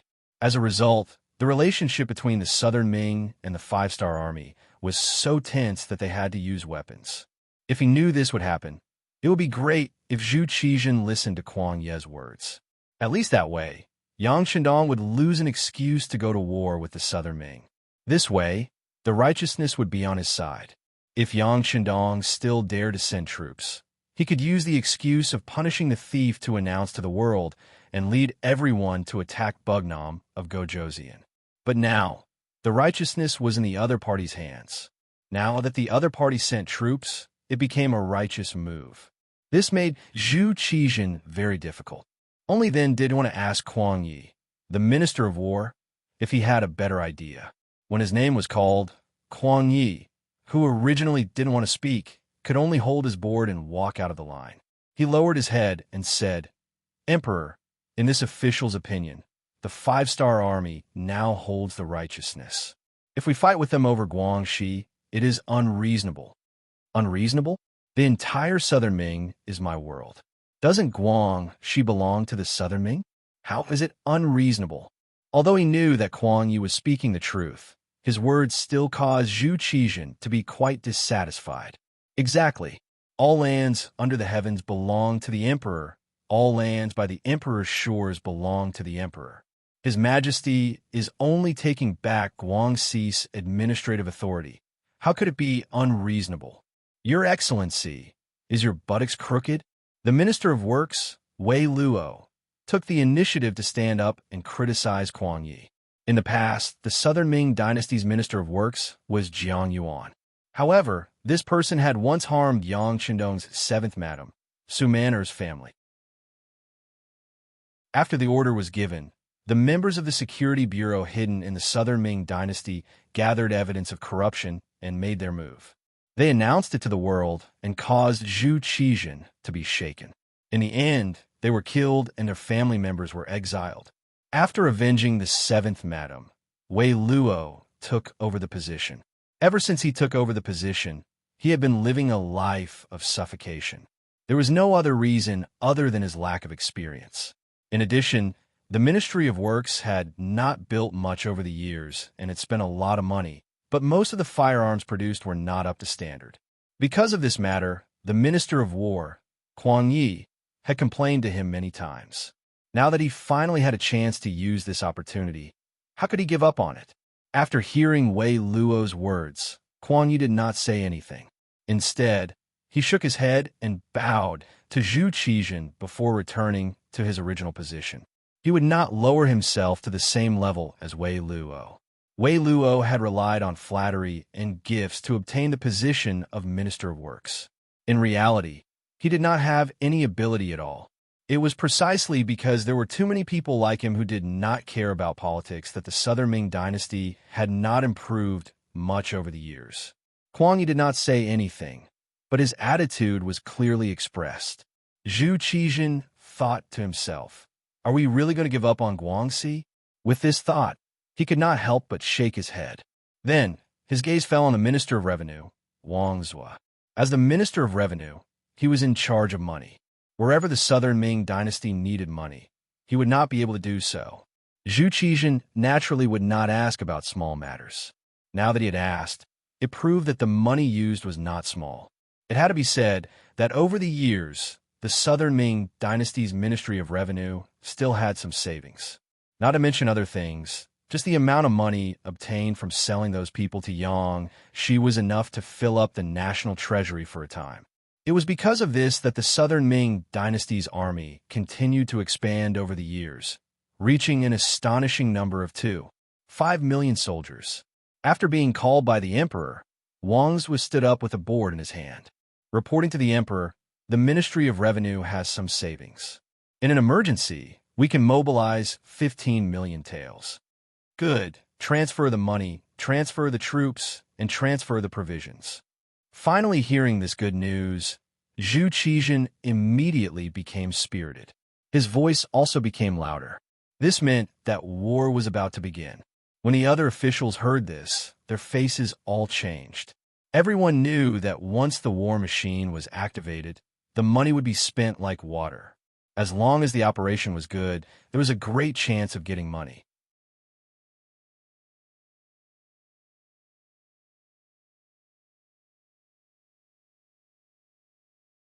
In this imperial court meeting, they decided to give up 3 provinces as the price to enter into peace talks with Bugnam of Gojoseon. Of course, the Ministry of Revenue and Ministry of War also began to prepare for war. After all, if the 5-star army took an inch and wanted a mile, then there was no way out. They could only fight. Zhu Qizhen was obviously not very satisfied with this result, so he left with a gloomy face. The most unlucky one was the Minister of Rights, Xiechong. He was elected by the officials to be in charge of negotiating with Wu Nan. When he thought of Left Assistant Minister Zhou Zong going to 3 provinces, and now no one knew whether he was alive or dead, he felt that the road ahead was a little bleak. The officials left one by one. Some shook their heads and sighed, while others had gloomy faces. However, there was one person who seemed to have a lot on his mind. After he walked out of the main hall, he didn't go to his office. Instead, he went straight to the eastern district of Nanjing's capital.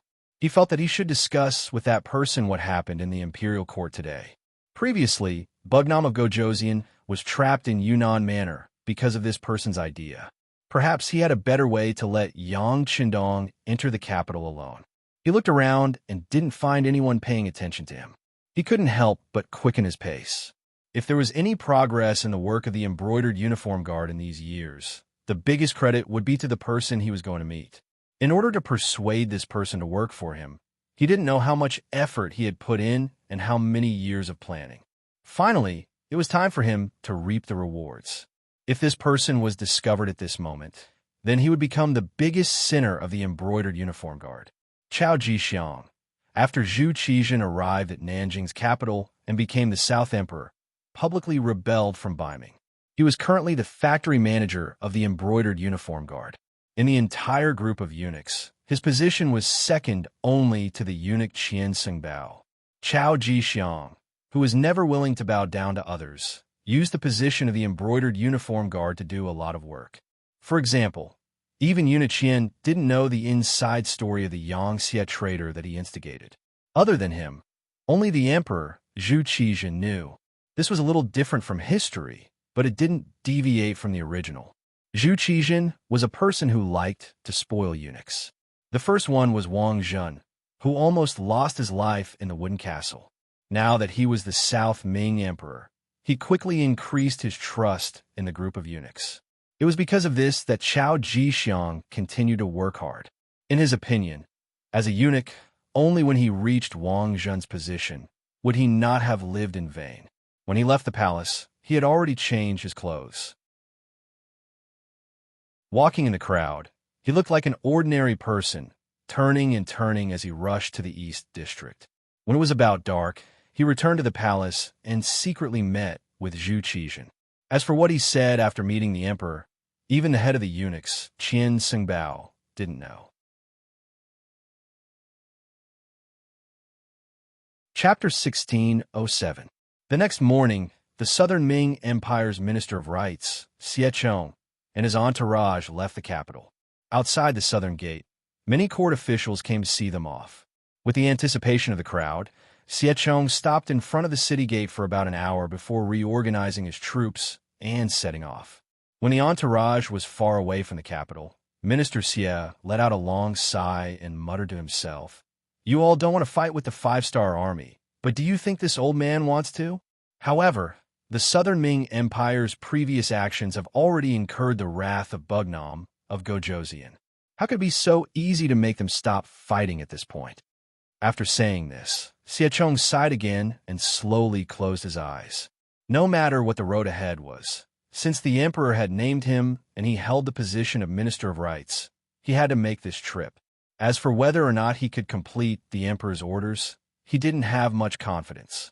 Just as Xiechong and his entourage were heading towards Guangxi, the five-star army led by the world's first cavalry army and the 2nd Cold Front Division had already attacked the city.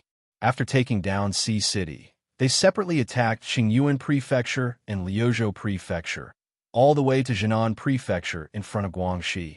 This place would become the final barrier in front of Nanning Prefecture. Once this place was taken, Nanning Prefecture would be in front of them. At that time, the ownership of Guangxi would be decided. In Nanning Prefecture, the newly appointed Guangxi Administrative Minister, Bai Kuan, was like an ant on a hot pan, pacing back and forth in the main hall. From time to time, he would stop and look outside, waiting for the latest instructions from the Southern Ming Empire. Unfortunately, each time he looked, he was met with disappointment. Even now, the Southern Ming Empire still hadn't given him an explanation. This made Bai Kuan not know what to do. Defend Nanning Prefecture? To tell the truth, he didn't have much confidence. News had already come from the front lines that the five-star army's cannons were very powerful. Fortified cities were like paper in front of them. Even if they wanted to defend, they wouldn't be able to. But should he retreat? The position of Nanning was extremely important.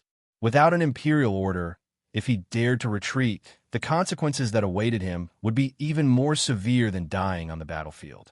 He was stuck between a rock and a hard place every day. Sometimes, he would even reflect on whether surrendering to the Southern Ming Empire was the right choice. If he had known earlier, he would have surrendered to the five-star army. At the very least, he wouldn't be in such a difficult situation now. Reporting. Bai Kuan, who was sighing in his residence, suddenly heard a sound behind him. He reflexively turned around and saw the messenger entering the residence. His face immediately lit up and he asked anxiously, "Is there a decree from the Southern Ming dynasty?" Reporting to General, that's not the case. It's news from the Suppressing Peace Prefecture. The Suppressing Peace Prefecture's garrison general has surrendered and the five-star army has already entered the city. The messenger's voice carried a hint of fear. But all messengers preferred to report good news instead of bad news. Most of the time, it was not uncommon for soldiers who reported bad news to be beheaded on the spot. What? Hearing that the Suppressing Peace Prefecture's garrison general had surrendered, Bai Kuan only felt a wave of dizziness. He had thought that with the strength of the five-star army, the Suppressing Peace Prefecture would not be able to stop them. However, they should at least fight a battle and waste some of their strength and delay some time.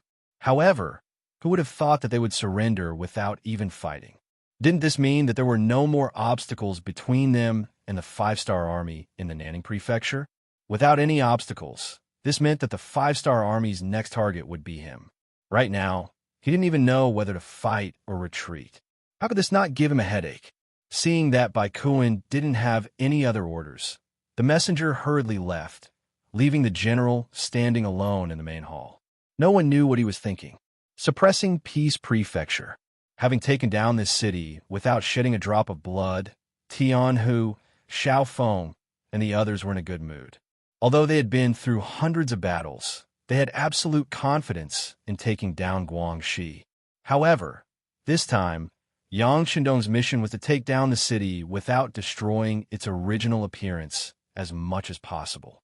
This was somewhat of a test. The Great Ming Dynasty could not be compared to other places.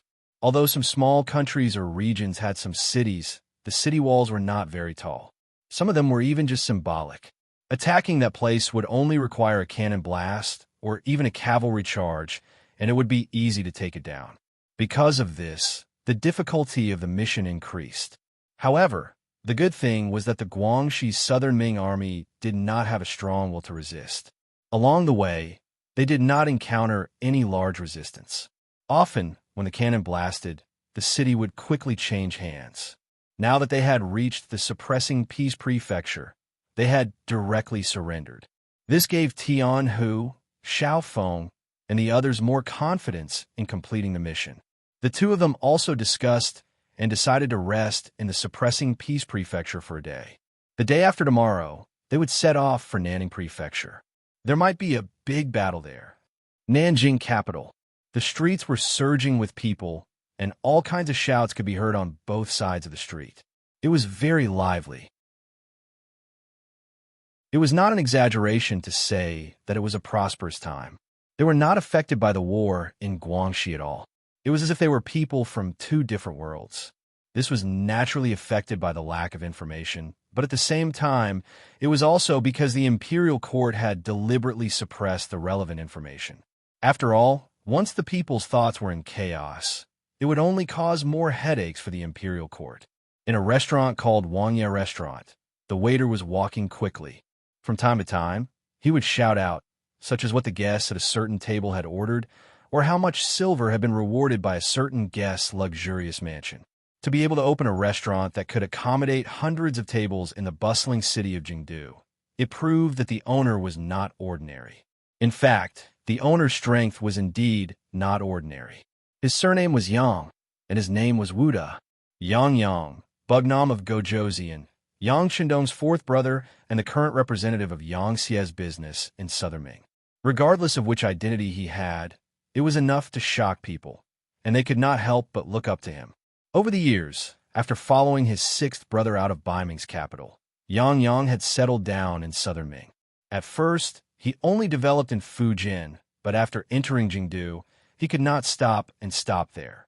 Yang, who held the power to decide the trade with Yang Xie and had a large amount of goods, had always been someone that Southern Ming merchants wanted to curry favor with.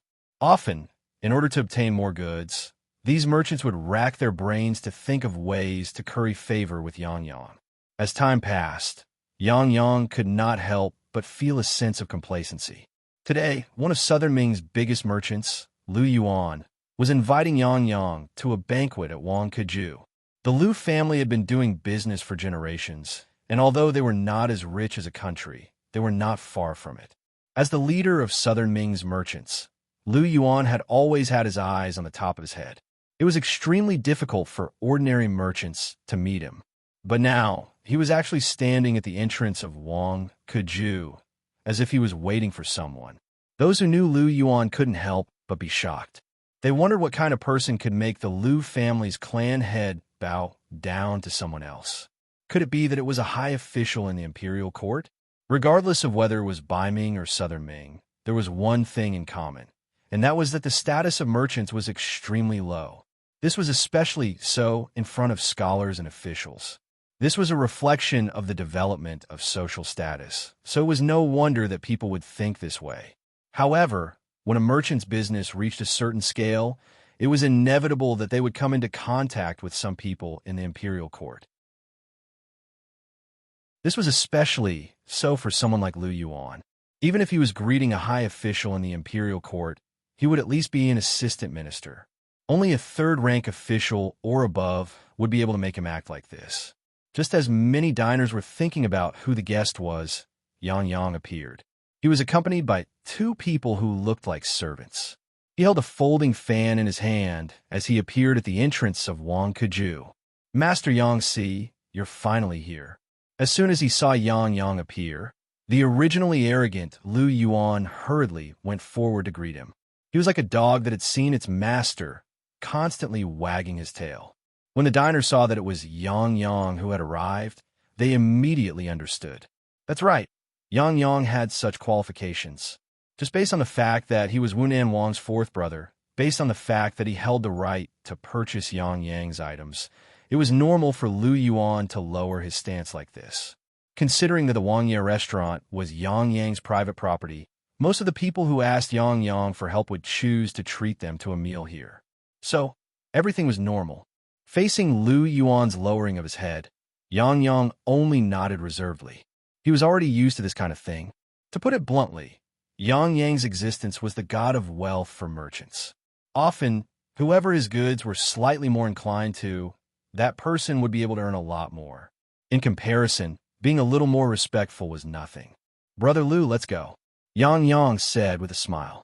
Even though Lu Yuan was more than 10 years older than him and was the host of the banquet, Yang Yang still went up first. But Yang Yang still took the lead and walked up to the 4th floor of Wangya Restaurant, which was also the place where he ate. There was only one private room on the entire 4th floor. From there, one could see a small part of Nanjing City in the distance. "Please, please." Lu Yuan did not show the slightest bit of dissatisfaction when Yang Yang went up first. On the contrary, he bent his waist like a lackey and extended his hands to make an inviting gesture. Yang Yang walked in front, and Lu Yuan followed behind. They went straight to the 4th floor. Along the way, many diners hurriedly stood up to greet them. To these guests who were willing to patronize his restaurant, Yang Yang gave them face with a smile. It was considered a greeting. Lu Yuan brought 2 servants, and Yang Yang brought 2 servants. The group of 6 was about to pass through the main hall and turn the corner on the 1st floor. Seeing that they had already reached the stairs and were about to go up to the 2nd floor, a few people happened to come down. They were not tall and were even a little short. The group of 5 lowered their heads and went straight down. Chapter 1608. Suddenly, there were 5 people in front of them. One of the servants who came with Yang Yang instinctively walked to the front and put on a defensive posture. His main task was to protect the safety of the 4th master. He absolutely couldn't allow any accidental discovery. Yang Yang only frowned at the servant's rush and didn't say anything. He didn't think that there would be anyone who would harm him in his own restaurant. Moreover, he came to this banquet on a whim. Not many people knew about it in advance. Just as Yang Yang frowned, before his eyebrows could completely relax, a sword light suddenly flashed. The servant's body was already soaked in blood. Soon after, a line of blood spurted out from his neck, and the blood splattered about a foot high. The red blood was reflected in Yang Xi's eyes. "Ah!"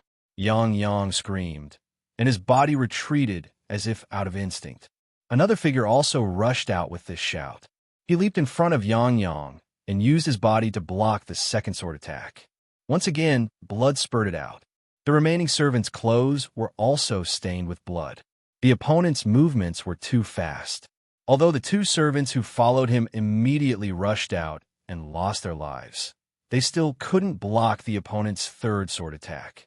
Moreover, the sword light flashed and directly slashed in front of Yang Yang's neck. The folding fan in his hand blocked in front of his chest. Several gusts of wind flew out and rushed towards the incoming assassin. This was one of Yang Yang's life-saving methods, the power of the folding fan. This wasn't an ordinary folding fan. It was a folding fan with hidden mechanisms. It could shoot out dozens of steel needles at the same time. If the distance was too close, these steel needles could penetrate the body and kill the assassin. The steel needles moved and flew through the air, piercing into the assassin who was completely unprepared. Immediately, the assassin's body trembled. Next, white foam came out his mouth. Then, with a plop, he fell down between the stairs. And all of this happened in the blink of an eye. After a short period of time, Lu Yuan finally reacted and shouted, "Save him!" Then, he rushed towards Yang Yang. The folding fan in his hand was his last life-saving weapon. Now that he had used it, Yang Yang had no other way out. Lu Yuan was about to pounce on him, and, out of instinct, he wanted to turn around and elbow him.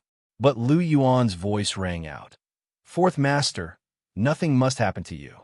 Nothing must happen to you." After saying that, Lu Yuan exerted force and pressed Yang Yang under his body. It was also at this moment that a sword intent slashed down and struck him in the back. Under the powerful force, a trace of blood seeped out of the corner of Lu Yuan's mouth. Lu Yuan was using his life to protect Yang Yang. It turned out that in such a short period of time, the 2 attendants brought by Lu Yuan were also killed by the assassin. If Lu Yuan had not used his life to block the sword, the one who would have been injured would have been Yang Yang himself. None of the assassinations were effective, and the most likely attack was blocked by Lu Yuan's life. The 5 assassins became angry. They were all ninjas, and the best among the ninjas. Assassination was as simple as drinking water and eating in their eyes. But now, under the surprise attack, it didn't succeed. They couldn't help but feel a little anxious. The five of them shouted and jumped straight down the stairs. Because of the narrow stairs, they made the first move, which also made Yang Yang lose his vigilance. Because of this, 2 of his attendants died, and the 2 attendants brought by Lu Yuan also died. But also because of the narrow stairs, the ninjas' range of movement was limited, so they couldn't rush to Yang Yang, who was rolling down the stairs. Yang Yang and Lu Yuan hugged each other, and under the impact of the powerful sword, they rolled down the stairs, so they temporarily escaped the assassination of the ninjas. As soon as they landed, more than a dozen people rushed to the stairs. They were all the staff of Wangya restaurant. Some of them were waiters, some of them were waiters, some of them were shopkeepers, and even some of them were kitchen staff. Wangya restaurant was Yang Yang's property, so the people here were naturally his staff. Now that the boss was in trouble, everyone naturally chose to rush out. Of course, this wasn't because Yang Yang was good to everyone, making them grateful to him and willing to face death. It was because everyone knew Yang Yang's identity. If he died here today, and they didn't save him, they were afraid that Bugnama Gojosian would know about this matter, and they would face a life worse than death. More than a dozen people rushed up and blocked the 5 ninjas. Yang Yang finally had time to stand up from the ground. Looking at Lu Yuan in his arms, his face was pale, and his body was cold due to excessive bleeding. He couldn't help but shout, Brother Lu, hold on, hold on." Yang Yang was still concerned about Lu Yuan's injuries. In front of the stairs, there were already corpses, and the smell of blood spread out. There were only a dozen people. Although they were tough, they were just relying on brute force. How could they be a match for 5 ninjas? Fortunately, as time passed, more and more people rushed up. To be able to become a famous restaurant in Kyoto, there were a lot of staff here. More and more people rushed out and finally blocked the ninja surprise attack. Finally, someone took Lu Yuan from Yang Yang's hands, but it seemed that his situation wasn't good. Yang Yang, who was finally able to get up, reached out his hand and took out a Type 54 pistol from his waist. He opened the safety and fired at the 5 ninjas who were fighting. This time, he almost died in the hands of the other party, which made him scared and angry at the same time. Bang, bang, bang, gunshots rang out. Other than the first shot that suddenly injured a ninja, the other shots all missed. Not only did they not injure the ninja, but they also killed some of the restaurant staff. Bastard. Looking at the Type 54 pistol that had no more bullets, Yang Yang was a little regretful. He had this pistol with him for a long time, but he was too lazy to practice shooting. Now that it was time to use it, he regretted not working hard. Gunshots rang out, and the entire Wangya restaurant's hall became chaotic. Some diners ran out of the restaurant as fast as they could. In their view, it was too dangerous to stay here. Although Yang Yang was in trouble, it was a great opportunity for many people. If they really saved Yang Yang here, the benefits would be beyond their imagination. But if they wanted to do something, they first had to look at their own strength. If they rushed to save someone, they would only lose their life. Then, no one was willing to do it. The hall became more chaotic because of the people fleeing in panic. At this time, Yang Yang loaded another magazine into the Type 54 pistol, but at this moment he couldn't calm down at all. He knew his own shooting skills, especially when he saw his own people. This time, more and more people died, and those 5 assassins, the one who was shot had already retreated. Other than bandaging his wound, the other 4 assassins were still intact. He felt that the situation was serious. Yang Yang had a feeling that these assassins were determined to kill him. Inside the restaurant, at least the waiters were able to put up a fight. But once he left the restaurant, then no one would be able to help him. Perhaps a single sword strike would be enough to make him fall to the ground and turn him into a corpse. Everything happened too fast. From the time when the servants around him were injured to now when the people in the restaurant ran away, it was not even half an incense stick's worth of time. It would take at least half an incense stick's worth of time for the nearby soldiers to arrive. The question was, could they hold on until then? Yang Yang's heart was very anxious, and the assassins were also very anxious. The more time passed, the more unfavorable it would be for them. Originally, they thought that this mission would be very easy to complete, especially after they learned in advance that Yang Yang would appear here. They were even more confident. If everything went smoothly, perhaps as long as they met face to face, they could complete the mission of assassinating the target. But who would have thought that until now, the target was still safe and sound? Although the opponents in front of them were getting fewer and fewer, who knew if other accidents would suddenly appear? We will block them here. You go and kill the target. The leader of the 5 assassins saw that if this dragged on, it was very likely that an accident would happen. So he changed his sword style and slashed out fiercely. He relied on his excessive momentum to force the waiters in front of him to retreat. Taking advantage of this time, one of the jonins in front of him shouted loudly and jumped into the air. He actually jumped over the waiters and jumped to the periphery, and also came in front of Yang Yang, who was holding a gun. "What are you doing?" Seeing the assassin jump in front of him, Yang Yang instinctively raised his gun and aimed at the other party. The black muzzle of the gun was pointed at him, and the jonin couldn't help but tremble as he stood in place.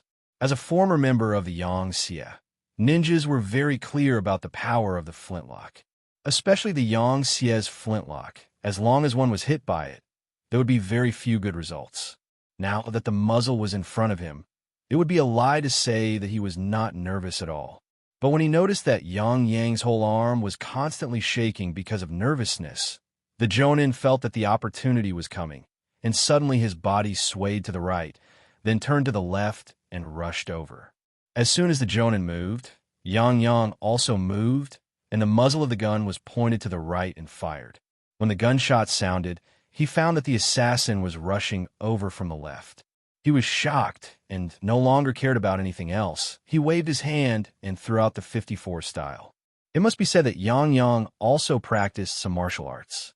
At that time, a gentleman had 6 skills, and he was born in the Yang family, so he was taught by a famous teacher. Unfortunately, he hasn't exercised for a long time, and coupled with the rich life, his body was not as flexible as before. After the 54 style was thrown out, it only made the opponent stop for less than half a breath of time. Then, he held the sword and rushed over. The sword wind whistled through the air and went straight to Yang Yang's neck.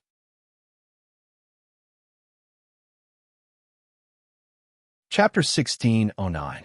My life is over. After Yang Yang shouted, he closed his eyes.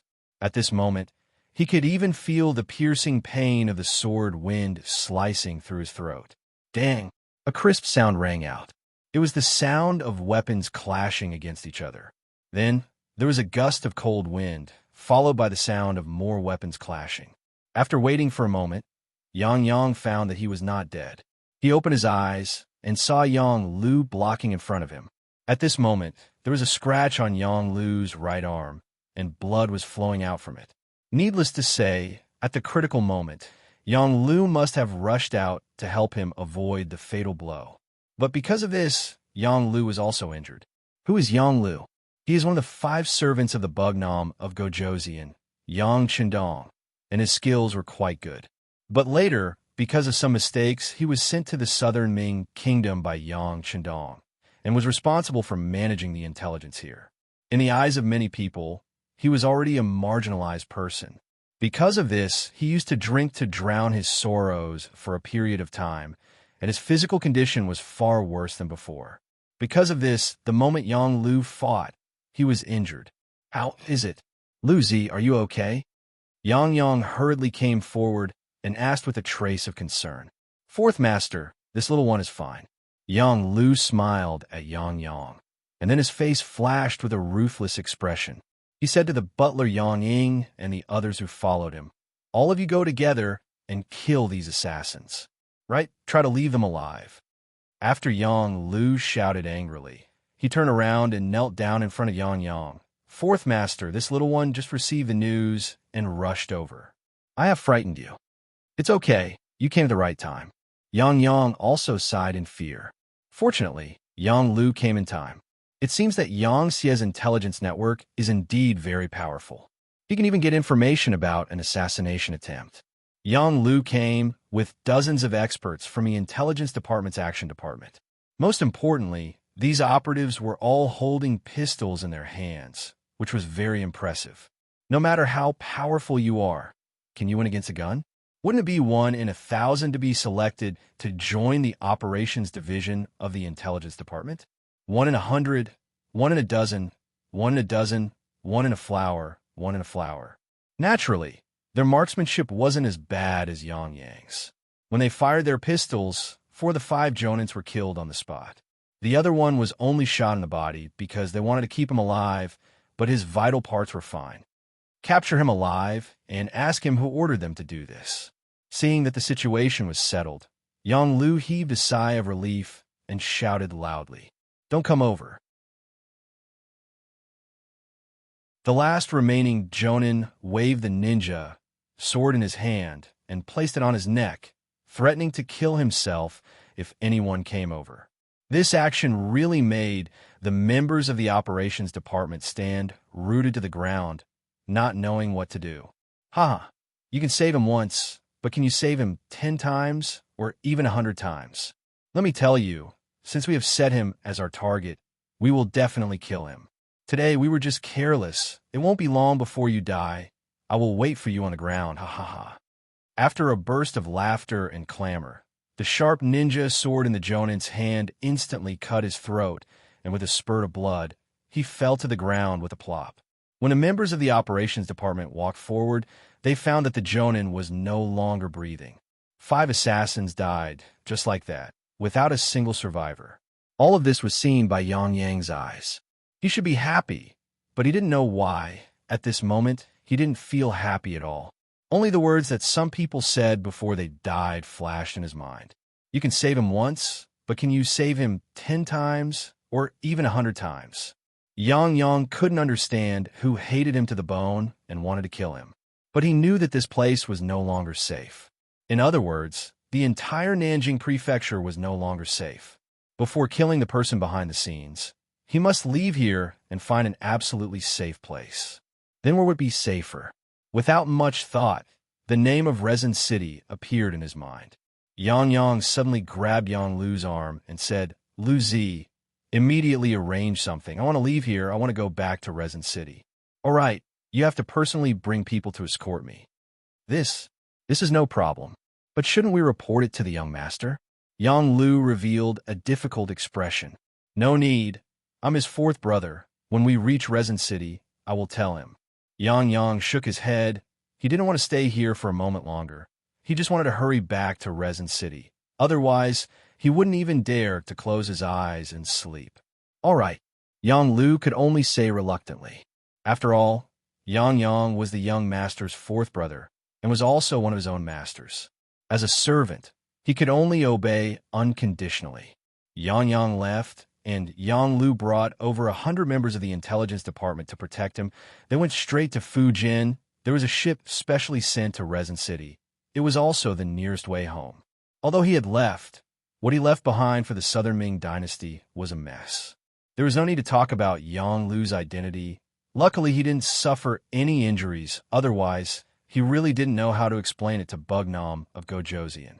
The current situation was already a little tense, and the development of the situation had greatly exceeded the expectations of the Southern Ming. If a war really broke out now, how could the Southern Ming that wasn't fully prepared be their opponent? Perhaps a war would break out one day, but it definitely wasn't now. Hence, Yang Lu's problem at this time was indeed a headache. From the report of the genie guards, the 5 assassins were all dead. No one was alive. The Southern Ming Imperial Court was even more depressed. It would be better if they caught the real culprit. It would be best if they could interrogate the mastermind. That way, the Southern Ming would be able to remove themselves from this problem. However, the problem now was that the assassins were all dead, and the identity of the culprit had become a mystery. If this pot of shit wasn't handled properly, the Southern Ming Imperial Court would have to bear the responsibility. Investigate carefully, and find out who did it. The Southern Ming Imperial Court isn't afraid of trouble, but we definitely won't be casually used by others. Ingzong Zhu Qijin gave the order, and the genie guards in the city immediately moved. However, facing an extremely well-organized assassin organization, how could it be so easy to find the mastermind? In the end, after investigating, they still couldn't find any clues.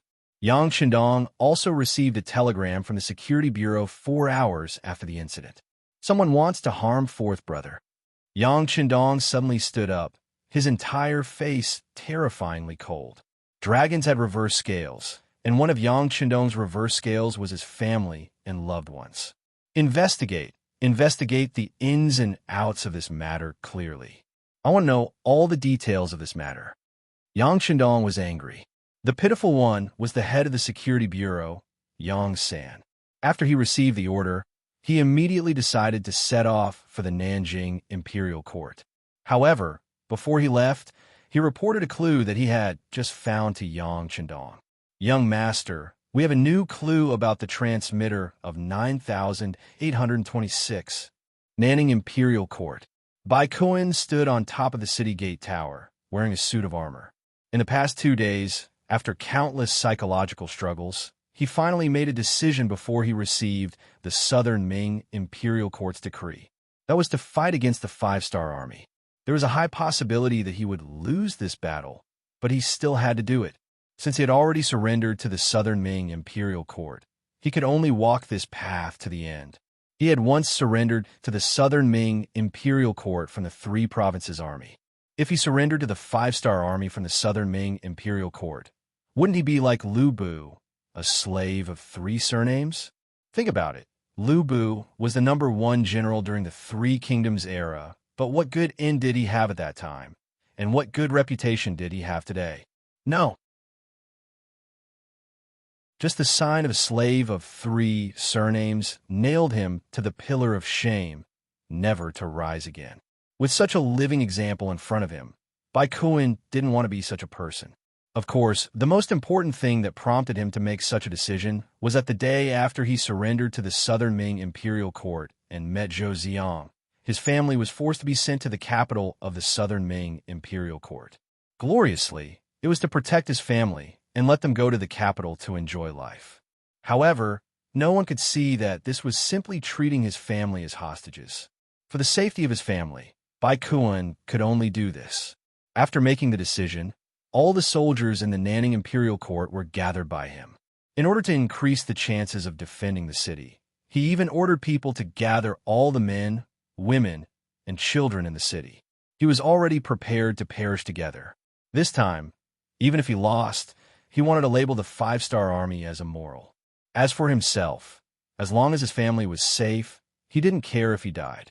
It had to be said that Bai Kuan's decision was very bold, especially the action of gathering all the men, women, and children in the city onto the city gate tower. It could be said to be a combination of despicable and shameless. This was because the moment the 5-star army attacked the other cities using the cannons, it was inevitable that ordinary civilians would be blasted to death. Didn't Bugnam of Gojoseon say that he wanted to lead all the Han people to the peak of the world and let them live a good life? All right, I'll place the people on the city gate tower and see if you dare to fire. If you do, you'll be slapping your own face. At that time, who will believe you? Yi Zichen thought. All right. Amidst the weeping and crying, the city gate tower was filled with mournful wails. The civilians didn't know what kind of impact they would have on the city gate tower. They only knew that now that they were pushed to the front lines, they would become cannon fodder if they didn't do well. Because of this, they all cursed Bai Kuan's 8 generations of ancestors in their hearts.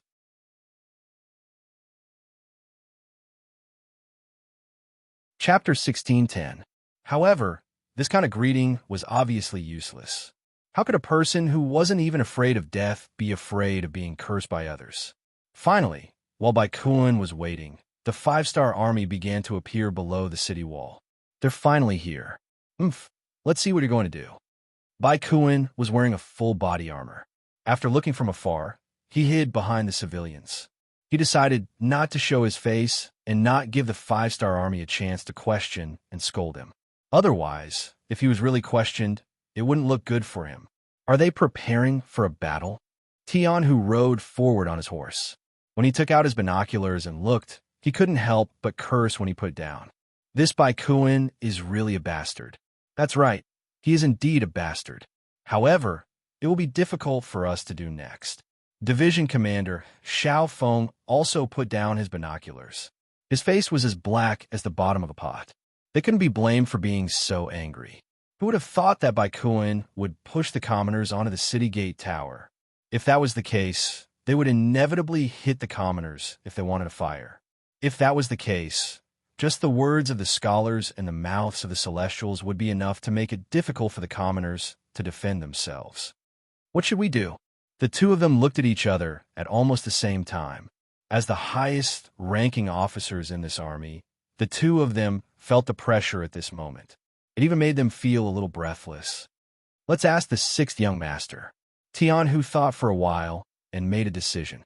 Okay, but you have to report it secretly, Xiao Feng added after hearing that. Why did they have to send a message secretly? It was because they didn't want the sixth young master to be the scapegoat. As a subordinate, as a subject, they had to share the burden of their master. If they sent the message openly, where they put Yang Qindong? Fight? If that was the case, the crime of indiscriminate killing of civilians would fall on Yang Qindong's head. The history books wouldn't record it well. Retreat without fighting? If that's the case, how are we going to solve the problem in Guangxi? However, if they were to fight without asking for permission, what if the sixth young master had a better idea or had other plans? Wouldn't that be tantamount to ruining the sixth young master's plans? They couldn't bear such a crime. Therefore, they had to send a telegram, but they had to send a secret telegram. This way, they could know Yang Qindong's thoughts and solve this problem. Even if the two of them had to take the blame in the end, as long as the sixth young master knew the whole story, even if he punished them, it wouldn't be too heavy. The five-star army began to set up their formation outside the city. The secret message was also sent out and sent to the head of the intelligence department, Wang Shan. Then, it was quickly placed in front of Yang Qindong, who was still in the palace of the three provinces. Yang Qindong was shocked when he saw the telegram. He remembered that during the War of Resistance against Japan, there was a time when the Japanese took the civilians to attack the army of D, which gave the People's Army a headache. He didn't expect that such a scene would happen to him. Come, bring me Bai Kuan's information. Since it was something that might happen, Yang Qindong was naturally prepared for it. However, he still needed to understand more about the situation before that. After all, his approach could solve the problem once, but it didn't mean that it could be solved every time. Once the other party was on guard, it would be much more difficult to solve such a problem in the future. Wang Shan quickly sent the information about Bai Kuan to Yang Qindong. Okay, put the information here first. Call back to Tianhu and Xiao Feng. Tell them to wait. Don't act rashly before there are new orders. When the telegram reached Nanning, Tianhu and General Xiao Feng breathed a sigh of relief. Since the sixth young master had given instructions, they only needed to follow it. As for the problem in front of them, they would definitely get a perfect solution. In the eyes of the generals, since this was an order from Yang Qindong, the problem would definitely be solved. This was also the result of many years of trust. Bai Kuan, who was on the top floor of Nanning Prefecture, didn't know about this. He only saw the five-star army stop at the bottom of the city and didn't dare to attack. He was immediately overjoyed. He thought that he had found a good way to curb the development of the five-star army. For this reason, he had even specially written a memorial and had it sent to the capital at the fastest speed possible. Before his memorial could reach the capital, a tragedy happened in the capital. In the courtyard that the Southern Ming dynasty had arranged for Bai Kuan's family, in just one night, people and animals were all killed. From the elderly to the children, even the dogs, chickens, and other animals they raised were all killed. No one survived. From the top to the bottom of the dozens of people, no one was able to breathe. The seriousness of the case and the cruelty of the methods. Even if the Southern Ming dynasty wanted to hide it, they couldn't. In just one morning, the news had spread throughout the entire Yingtian Prefecture, Nanjing Prefecture. What was even worse was that the murderer had left words on the wall. The words were written in blood. The first bailiff to enter the courtyard could see it very clearly.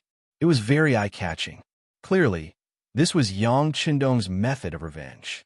Yang Qindong had never been a peaceful person, especially towards those who were his enemies. He would never be lenient. Otherwise, he wouldn't have gained so much territory and influence in such a short period of time. Bai Kuan wanted to use the common people to threaten him, so he could only use a thunderous method to get rid of his family. Although the process was somewhat cruel, in order to prevent this kind of thing from happening in the future, he could only be forced to do this. The facts also proved that this had indeed intimidated many people with bad intentions. They didn't care about their own life and death, because that was their mission. But for their entire family to be killed, it was obviously something they didn't want to see. It was enough to make them feel afraid. Yang Qindong used facts to tell everyone that on the battlefield, it didn't matter how the two sides fought. That was the fate of a soldier, and it was his duty. But if you wanted to play tricks behind his back, then you had to have enough courage to bear everything. If you didn't have such a mind and spirit, then it was best to play according to the rules of the game. Regarding these things, Bai Kuan was completely unaware because of the lack of communication. He was still proud of his method of forcing the common people to go upstairs and intimidating the five-star army. On the evening of the third day, the five-star army's camp outside the city welcomed Tai Hu and a group of Langyus Special Forces members. Tai Hu and the others were prepared by Yang Qindong to help Tian Hu and Xiao Feng solve the problem. Captain Tai, Tian Hu and Xiao Feng both saluted and greeted. Tai Hu, who had the rank of Major General, also laughed and raised his arm to salute. The two of you have higher ranks than me. I should be the one saluting the two of you. In terms of military rank, both Tian Hu and Xiao Feng were lieutenant generals, and they both had 2 gold stars. But they knew that people like Tai Hu couldn't be judged by military rank. Everyone knew that although the Langyus Special Forces had the least number of people, their combat power was very high. They specialized in completing difficult missions that a large army couldn't. Of course, the most important point was that the Langyus Special Forces members weren't under the jurisdiction of the five-star army's army. They were under their own rule and were only under the control of Yang Qindong. Even if the 6th young master wasn't around, they would only listen to the eldest prince, who was also Yang Xie's successor, Yang Bo's orders. Just based on this, they couldn't be compared to him. Both sides were familiar with each other. After all, they had trained together in the early days and had many years of camaraderie. Now that they were gathered together, they couldn't help but warm up. After connecting, Tai Hu told Yang Qindong about some of the things that Yang Qindong had instructed him to do before he came here. Generals, the 6th young master wants you to assist us. There shouldn't be any problems, right? Since it was Yang Qindong's order, Tian Hu and Xiao Feng naturally didn't have any objections. After nodding their heads, they said in unison, "We will obey the 6th young master's order." Captain Tai, please tell us what to do. Okay, then I'll be overconfident. Tai Hu laughed, then walked to the sand table and began to arrange the combat mission. The morning of the 4th day, the weather was beautiful, and the wind was gentle and the sun was bright. The sun hung high in the sky, and there weren't even many white clouds. Bai Kuan slept until dawn. When he woke up in the morning, he looked up at the sky and couldn't help but sigh.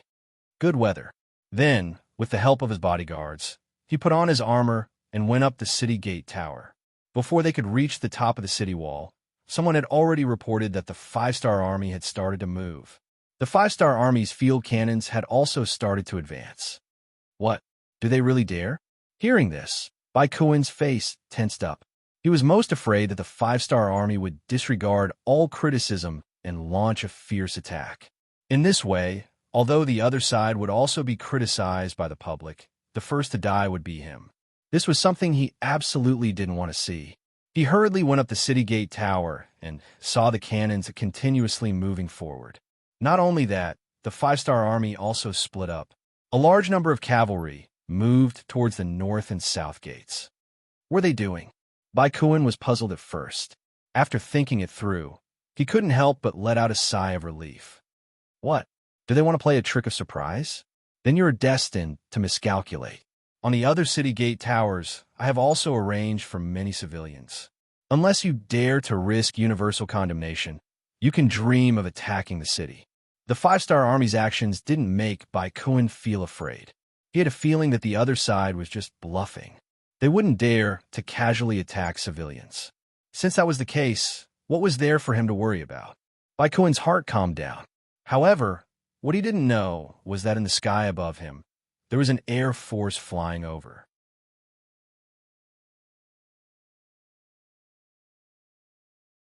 Chapter 16:11. Strictly speaking, this was not a real air force. It was a mobile air force unit made up of powered umbrellas. They were different from the real air force. They didn't need to use hot air balloons to fly. They only needed one person with a single umbrella to fly and then control the landing to any designated location. This Air Force unit was made up of the Wolf Fong Special Forces members. The so-called Strong Army mostly refer to the Land Tigers. After the Navy, there was the name of the Sea Dragon. After that, there was the Air Force, and then there was the name of the Sky Eagle. These were the three armies of the future. For a time, the three armies had their own things to do. Unless there was a difficult battle, they would join forces to fight and display more power. But there was an army that had the advantages of the three armies. They could fly, go into the sea, and even fight on land. They were the members of the Wolf Fong Special Forces. This time, using the powered umbrellas to fight in the air was Yang Qindong's method to break through the situation. When the order was given to Captain Tai Hu, he gladly accepted it. This kind of training was very mysterious in the eyes of other armies. But for the Wolf Fong Special Forces, it was a piece of cake. They didn't know how many times they had trained like this. They had already reached the realm of advancing and retreating freely. Today, it was time for them to test the results. After all, the training was for battle. Now, it was finally time to use it. Hundreds of powered umbrellas rose above Nanning Prefecture and then glided down towards the city. Every soldier had their own clear goal, and they were already familiar with it last night. Now, what they needed to do was to quickly enter the city and kill their way out. They needed to seize the East City Gate and create an excellent opportunity for the main force of the five-star army to enter the city. As for whether the 300 members of the Wolf Fong Special Forces could complete this mission, there was no need to worry. Every one of them was equipped with a Type 95 submachine gun and was fully loaded with bullets. This was enough to ensure that they would be able to form the greatest combat power and achieve the military objective. Bai Kun still didn't know about all this. His eyes were still on the five-star army. He wanted to see what kind of tricks they were going to play so that he could react accordingly. On top of every city tower, inside every city gate, he had arranged for a large number of civilians to gather here. As long as the five-star army dared to open fire, they would definitely blow up innocent civilians. This way, they would have to take the blame. If they didn't want to take the blame, they couldn't use the cannons to bombard them, and they wouldn't be able to enter the city. As long as he couldn't enter the city, he had nothing to be afraid of. Previously, he had already transferred the entire Guangxi region's army into the Nan clan manor. There were over 30,000 soldiers in the city, which was more than enough to defend the 4 city walls and the city gates. As time passed, the Southern Ming Imperial Court would definitely send reinforcements when they saw that he was stuck here like a nail. At that time, the entire Nanning Prefecture would be saved. Bai Kun even thought that at that time, he might be the true hero of the Southern Ming dynasty. In his heart, he was still dreaming about the beautiful future. He didn't know that nearly 300 people of the five-star army had already passed over his head. Moreover, the power umbrella made a loud noise. This was because the five-star army cavalry was moving on a large scale, so the sound was covered by the sound of the horses' hooves. This wasn't because Bai Kun was careless, but because he didn't know what the five-star army was capable of. In fact, it wasn't just him. Even Tian Hu and Xiao Feng were considered the core members of the five-star army. However, they didn't know what the power umbrella was and why it was so powerful. It was because of this that Yang Qindong was so mysterious. Because they didn't know what more powerful methods their master had yet to use, it made their hearts filled with awe and respect for the sixth young master even more. Using the cover, the Wolf Fong Special Forces successfully flew to the sky above Nanning Prefecture. Then, they slowed down and began to move towards the East Gate. In comparison, the East Gate was the furthest away from the Five-Star Army's main force, and the defense was also the most lax. At least until now, they hadn't seen any sign of the Five-Star Army outside the East Gate. Without any opponents, their vigilance naturally decreased a lot. This also created better conditions and opportunities for the Wolf Fong Special Forces to attack. Hello. One after another, the power umbrellas flew over and arrived at the street closest to the East Gate. This was also thanks to Bai Kuen's cooperation.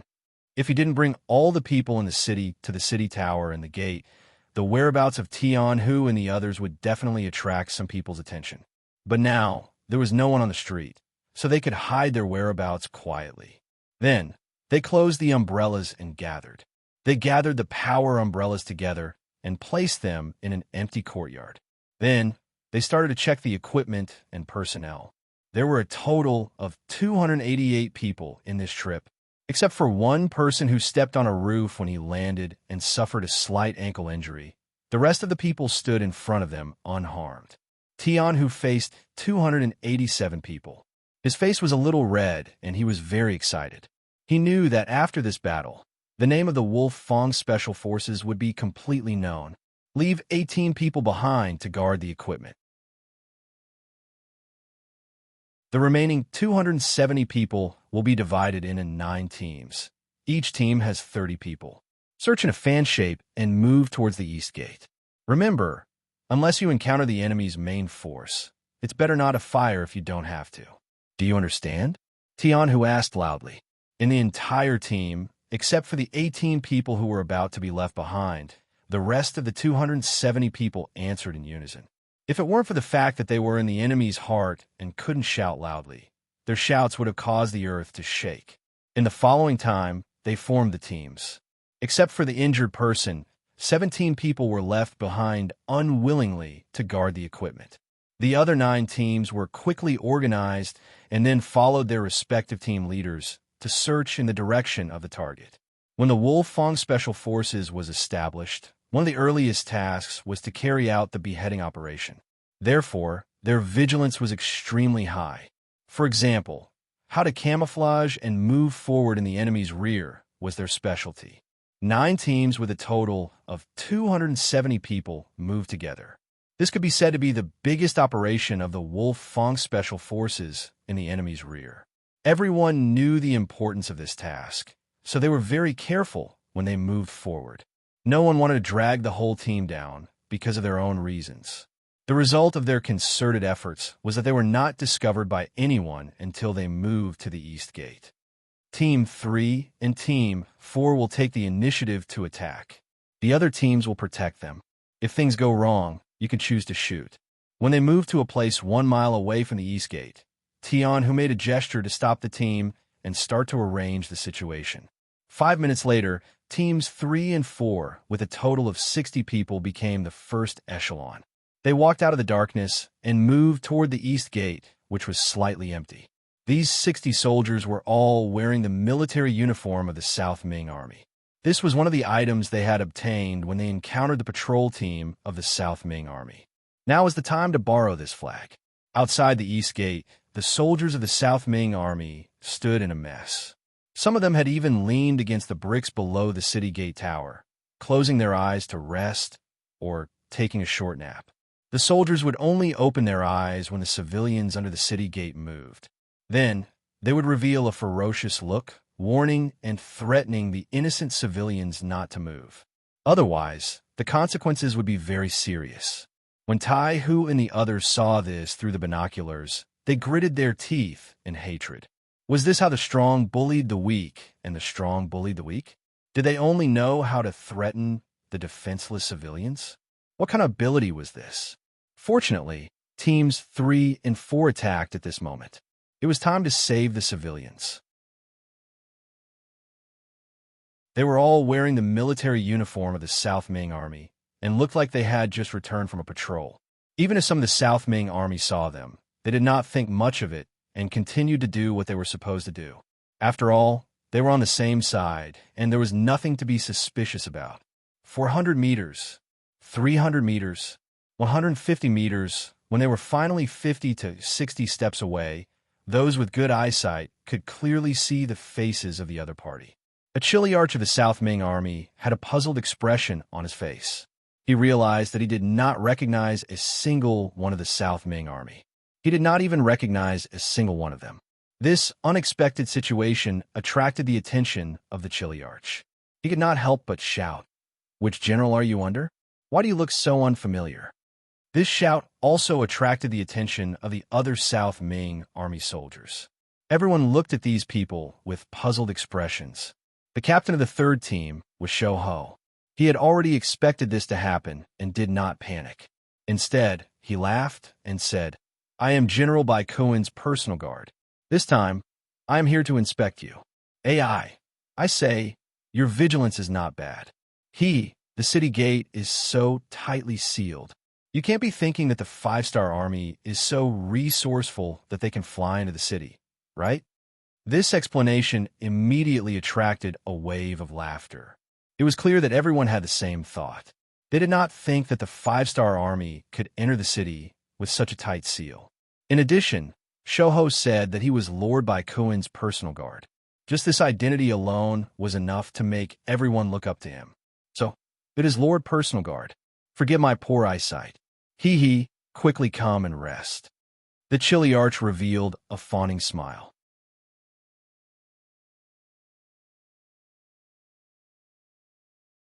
Chapter 16:12.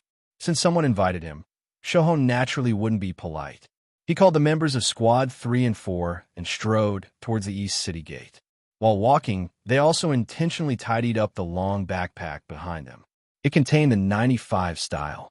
Completely caught off guard, Shou Ho brought his men to the side of the Chiliarch. The other members also began to move closer to the other soldiers of the Southern Ming army. A silent killing intent was spreading. The Chiliarch seemed to be a chatterbox, but he also seemed to have a friendly personality. When he saw Skinny Monkey standing in front of him, he walked up with a smile. Then he noticed a long cloth bag and asked curiously, "Lord Bodyguard, may I know what this is?" "Why? Do you want to know?" Shou Ho didn't have any intention to refuse. He smiled and took the long cloth from his back and placed it in front of the Chiliarch. Can I see it?" "In that case, I'd like to broaden my horizons." The Chiliarch chuckled with an intrigued look on his face. It seemed that everyone was very curious about the unknown. At this moment, not only the Chiliarch, but the other Southern Ming soldiers also came to the side of the Langia Special Forces members with curious looks. Even the Southern Ming soldiers who were responsible for guarding the civilians also gathered. "Oh, I see. Then I'll show it to you. This is the secret weapon prepared by Lord Bai Kuen." Skinny Monkey-like laughed, then gave a look to the other Special Forces members. Then, the long cloth strip was slowly opened, and the black gun body appeared in front of the Southern Ming soldiers. Most of these Southern Ming soldiers were people who rebelled with the 3 provinces King Zhuhui II. But after Bai Kuen surrendered to the Southern Ming army, they also changed and became part of the Southern Ming army. For people like them, their military quality was very ordinary, not to mention their knowledge. For people like them, firearms were something they had only heard of and had never seen with their own eyes. Not to mention the extremely advanced 95 style. When this thing was taken out, they only knew that it was an iron lump. As for what it was used for, they had no idea at all. Shou Ho and the other members took out the 95 style in front of the enemy, then held it in their hands and pulled to safety. "How is it? Have you never seen it before? Let me tell you, this is the newest firearm. Its name is the 95 style. How about this? There's no point in just talking about it. I'll show you all their might, so that everyone will have more confidence when it comes to defending the city." Yes. Let's take a look, and we will be more confident." The Southern Ming soldiers nodded in agreement. They didn't know that at this time, they had already taken a step into the gates of hell. Skinny Monkey and the others didn't expect things to go so smoothly. Each of the team members quickly communicated with each other with their eyes. Skinny Monkey even straightforwardly made a hand gesture. This was not only for the 59 team members beside him to see, but also for Captain Tai Tiger, who was a mile away. He was sending the signal to attack. "Fire!" Everything was ready. The chilly arch was still standing together with the soldiers, waiting to watch the show. Suddenly, they realized that the black muzzles were pointed at them. Before they could react and understand what was going on, gunshots rang out. Bullets flew out from the muzzles as if they had eyes and hit their bodies. In exchange, the Southern Ming soldiers fell to the ground one after another. Their bodies were strangely identical, with bullet holes that were bleeding. At such a close distance, and when the enemy wasn't prepared, the 1,000 Southern Ming soldiers didn't even have time to react before they fell to the ground one by one. The originally bustling East City Tower instantly became much more spacious. Charge! Tai Tiger was overjoyed when he saw all of this. Skinny Monkey and the others had successfully completed their mission and occupied the East City Gate. Now, it was time for him to launch his attack. He stood up and gave the order to the other members of the Special Forces to charge. At the same time, he raised his hand and shot a red signal flare into the sky, signaling to the 5-star Army cavalry outside the city to attack. The first to be frightened by the sudden change on the city tower were the commoners who were driven into the city. Just a moment ago, they saw the Southern Ming soldiers surrounding Skinny Monkey and the others. But in just a short while, all of them fell to the ground and became corpses? What kind of powerful weapons were these people holding? Also, if these people wanted to attack them with guns, what should they do? Wait for death? Even at this time, the commoners were still cowering and huddling together. No one thought of resisting with their lives. It had to be said that this was also a kind of tragedy. Someone once said that when the Japanese invaded China, 2 Japanese soldiers were enough to watch over 2,000 people and make them not dare to act rashly. That was a scene that people didn't dare to imagine. But this was a most realistic portrayal of what happened to the commoners. This was the behavior of the foolish commoners. The way they were educated made them listen to everything that happened. Without anyone leading them, even if they knew that they would die, they would still accept it. They didn't even have the thought of resisting. It really made people angry, and sad. However, this kind of thing wouldn't happen in the future. After becoming a young CS citizen, they would be educated and learn how to read and learn. At that time, they would know that people's lives were equal. If others wanted to kill them, they would kill them back. This was a legitimate defense and also a result of human nature.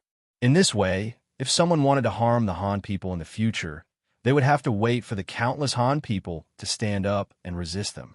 At that time, even if you were a devil, the commoners would work together to tear you to pieces and defeat you. Back in the real world, Tai Hu and the others started a charge. After the Southern Ming soldiers on the city tower noticed that something was wrong, they started to send troops to attack the city gate. Instantly, gunshots rang out, and the soldiers of the South Ming dynasty fell into a pool of blood. When Tai Hu and the others started to charge, Skinny Monkey also came in front of the commoners and said loudly to them, "We are the 5-star Army. We are here to save you. In order to survive, please help us open the city gate and welcome the 5-star Army into the city. Don't worry, at that time, no one will be able to threaten your lives.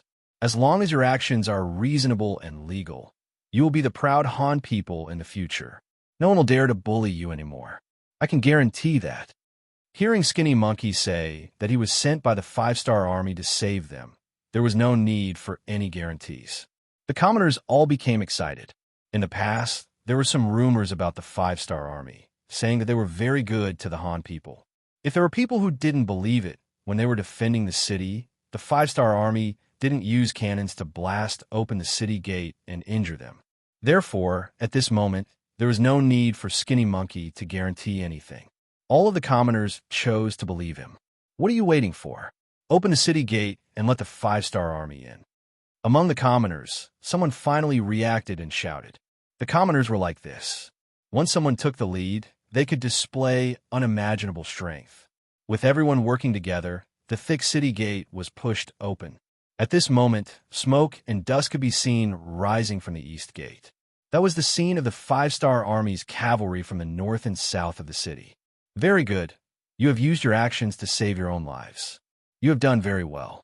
However, there are still many commoners like you who are being used at the other 3 city gates. If you are willing, You can come with us to save more commoners. As the saying goes, saving a life is better than building a 7-story pagoda. Your chance to accumulate good karma has come. Of course, if you don't want to go, no one will force you. As long as you stay here, your safety will be guaranteed. Skinny Monkey was still using his words to encourage the commoners. This was because this step was the first step for them to change.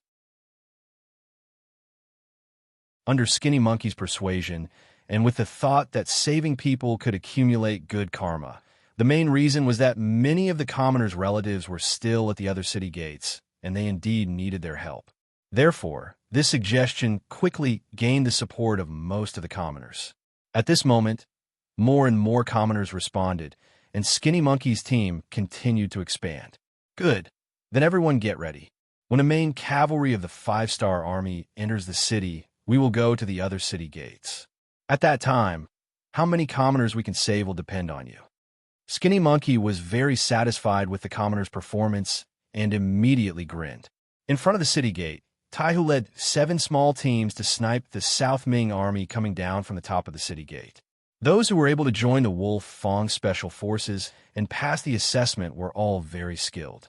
As for the marksmanship, it was the focus of their training. Not all of them were sharpshooters, but they were not far from it. When they unleashed their godly spear techniques, none of the southern Ming soldiers who rushed down the city walls were able to escape. They were all shot to death. Thousands of people rushed down continuously, but none of them could reach the city gate. The general guarding the east city was finally afraid. He no longer sent people to attack the city gate.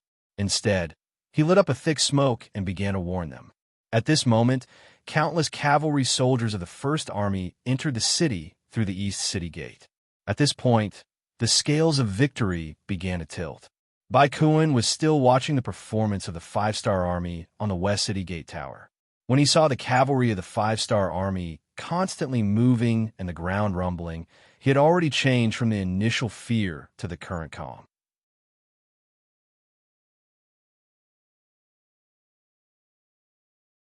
Chapter 16:13.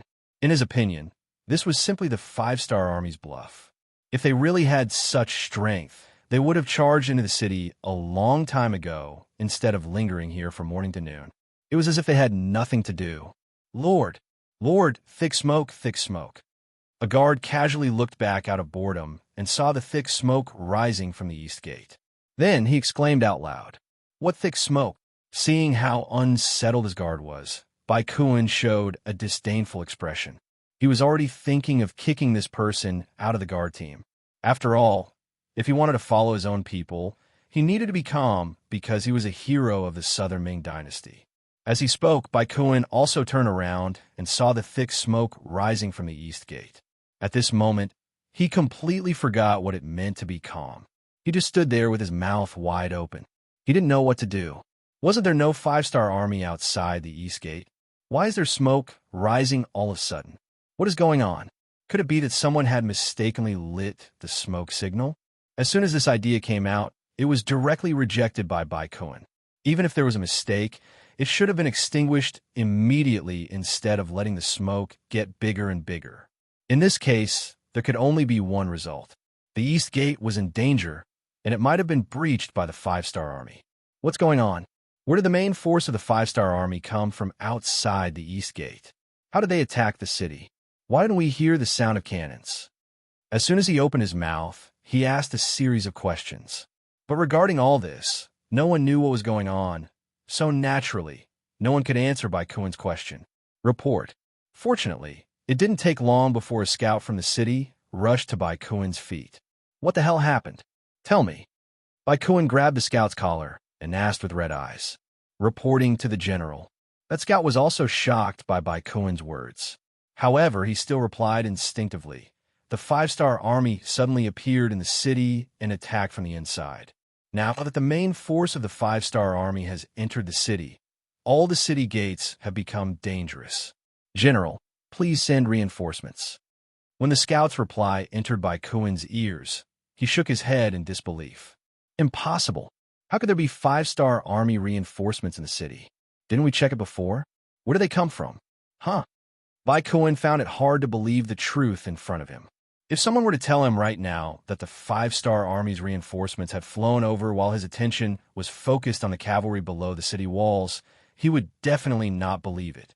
But now, regardless of whether he believed it or not, things had already happened. What he needed to do now was to send reinforcements. But the problem was, if he were to face the five-star army head-on, would his 30,000 South Ming soldiers really be a match? If he was an opponent, why would he threaten the commoners to become human shields? Although he knew that the possibility of them being a match wasn't high. But at this moment, he had no other choice. Bai Kuan waved his hand and said with the attitude of a general who wouldn't return, "Leave a portion of you to guard the west side of the city. The rest of you, follow me down the city walls. We will work together to chase the five-star army out of the city." Chasing them out was a lie. The real thing was to find a chance to escape.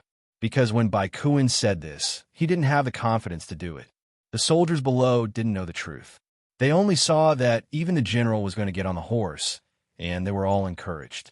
Thinking that the city was still their territory, they all shouted and followed Bai Kuan down the city walls. The five-star army's cavalry entered the city. Leading them was a division commander, Taimur. He had quite a bit of experience, and most importantly, his horse riding skills weren't bad. After entering the city, he led the cavalry and started to rampage. Whenever they met the South Ming reinforcements, the cavalry would crush the South Ming infantrymen in an instant. After the cavalry charged past, the ground was covered with corpses. The soldiers he brought were all veterans and elites. Furthermore, they were cavalry and had a natural ability to crush infantrymen. There really wasn't anyone who was a match for him. Wherever the cavalry went, the South Ming soldiers would either run away or kneel on the ground and surrender. The world's #1 cavalry was simply too strong. They were so strong that no one was a match for them after entering the city. Under Taimur's leadership, they first attacked the North City Gate and defeated the South Ming soldiers there. They opened the city gate from the inside and allowed the soldiers of the 2nd Division to enter the city. Following this, the 2nd Division headed straight for the South City Gate, while Taimur led his troops to the West City Gate. As the saying goes, enemies are bound to meet. Before they charged far, they saw a group of South Ming soldiers coming from the West City Gate. The general leading them was General Bai Kuan, who had just been appointed as Guangxi's left envoy. From afar, Bai Kuan also saw Taimur. However, he didn't recognize him. Seeing that he was wearing a general's armor, he only thought that he was an ordinary general. Bai Kuan, who wanted to take advantage of the chaos to kill his way out, naturally wouldn't avoid anyone. He needed to kill his way out. TSK Commandai. Facing the five-star army that didn't have any firearms, Bai Kuan was still confident. After all, he was personally appointed as the Guangxi Great General by Zhu Huitu. "You are Bai Kuan?" On the other hand, Taimur recognized the general immediately. This was also because before the battle, someone had drawn a portrait of Bai Kuan. It was precisely because he had seen it that he recognized Bai Kuan. He was a little surprised. He was surprised that Bai Kuan recognized him. However, at this moment, he definitely wouldn't back down because of this reason. On the contrary, he waved his spear and charged forward. Who cared how this person recognized him? He would kill him first. Haha, good timing. Taimur wasn't disappointed that Bai Kuan didn't respond. He only needed to know that Bai Kuan's identity was very important. Holding his scimitar, Taimur began to speed up. It was precisely because he knew Bai Kuan's identity that Taimur didn't dare to be careless. Before he attacked, he had already made sufficient preparations. His other scimitar was ready to be unsheathed at any time. On the other hand, Bai Kuan's fighting strength was weaker than Taimur's to begin with. In addition, he had underestimated his opponent. He didn't think that his luck would be so bad that he would randomly encounter a famous general in the five-star army. Therefore, when he attacked, he held back 30% of his strength so that he could charge forward later. After all, he didn't know how difficult the road ahead would be. If he used up all his strength right away, what would he do in the future? Just like that, one held back 30% of his strength while the other used all his strength. Originally, the strength of both sides wasn't equal. The strong were stronger and the weak were weaker. After just one exchange of blows, Baikuin knew that he had made a big mistake. The spear and scimitar collided. In that instant, a huge force was transmitted through his arm. It also caused Baikuin's entire body to tremble. His right hand that was holding the weapon almost lost its strength and threw it away. When an expert showed his hand, it was obvious whether he was skilled or not. After knowing Temu-Er's strength, Baikuin decided to use all his strength to deal with him. At the same time, he secretly cursed his bad luck. How could he meet such a fierce general so casually? However, it was obviously a little too late for Baikuin to get serious. Temu-Er, who had gained the upper hand in one move, laughed heartily and waved his left hand. The scimitar quickly drew a gust of wind and slashed across Baikuin's armor. With one slash, the armor was split into two. At the same time, blood and flesh were drawn out. It was just one slash. If it wasn't for the armor protecting his body, Baikuin's body would have been split into two. Ayaya! Baikuin involuntarily cried out when he felt the intense pain in his chest. He then turned around and tried to leave. Beside him, a few of his personal guards rushed over on their horses in an attempt to save their master. The bodyguards weren't slow. However, compared to the soldiers of the world's #1 cavalry army, they were much slower. These soldiers seemed to have expected something would happen. Without waiting for the bodyguards to rush over, they rushed out and blocked the path of the bodyguards. Taking this opportunity, Temu-Er chased after Baikuin. Just as Baikuin turned his horse around, a slash of his scimitar came towards him. Baikuin didn't expect that he would be hit again. His arm was hit once more, and he fell from his horse as a result. Save the general. When the bodyguards who didn't have horses saw this scene, they quickly rushed forward and blocked Temu-Er with their lives. Then, under the protection of the bodyguards, Baikuin, who was covered in blood, led the infantrymen behind him and kept retreating. Take the small path. Although Baikuin had been slashed twice, he was still conscious. After that exchange, he saw the power of the 5-star army's cavalry. He knew that it wasn't realistic to escape by the main road. The only way was to rely on everyone's familiarity with the terrain of Nanning Prefecture and take the small paths to shake off their pursuers. The South Ming army was retreating while blocking the enemy. Along the way, they left behind more and more corpses. Hence, Baikuin was getting further and further away from Temu-Er. He was now 70 steps away. Let's stay. Seeing the fat meat in his hands, trying to slip away. How could Temu-Er agree? If he really let the target escape, who knew how the other division commanders would laugh at him when he returned? He took out the Big Dipper crossbow from his back and pulled the bowstring. The Big Dipper crossbow was the exclusive weapon of the world's #1 army. Because the materials used to make it were expensive, it wasn't easy to make. Hence, the only army that could use it was the world's #1 army. When the Big Dipper crossbow was taken out, the so-called South Ming army became a target that couldn't withstand a single blow. Faced with a crossbow that could fire 7 arrows at a time, and the speed at which the arrows were loaded and loaded was extremely fast, a large number of South Ming soldiers fell in just 2 waves of attacks.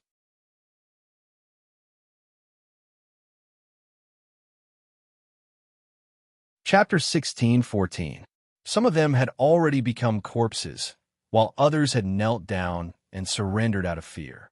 This caused Temu to have no obstacles in his way. With a loud laugh, Commander Temu leapt out on his horse and headed straight for the injured Baikuin.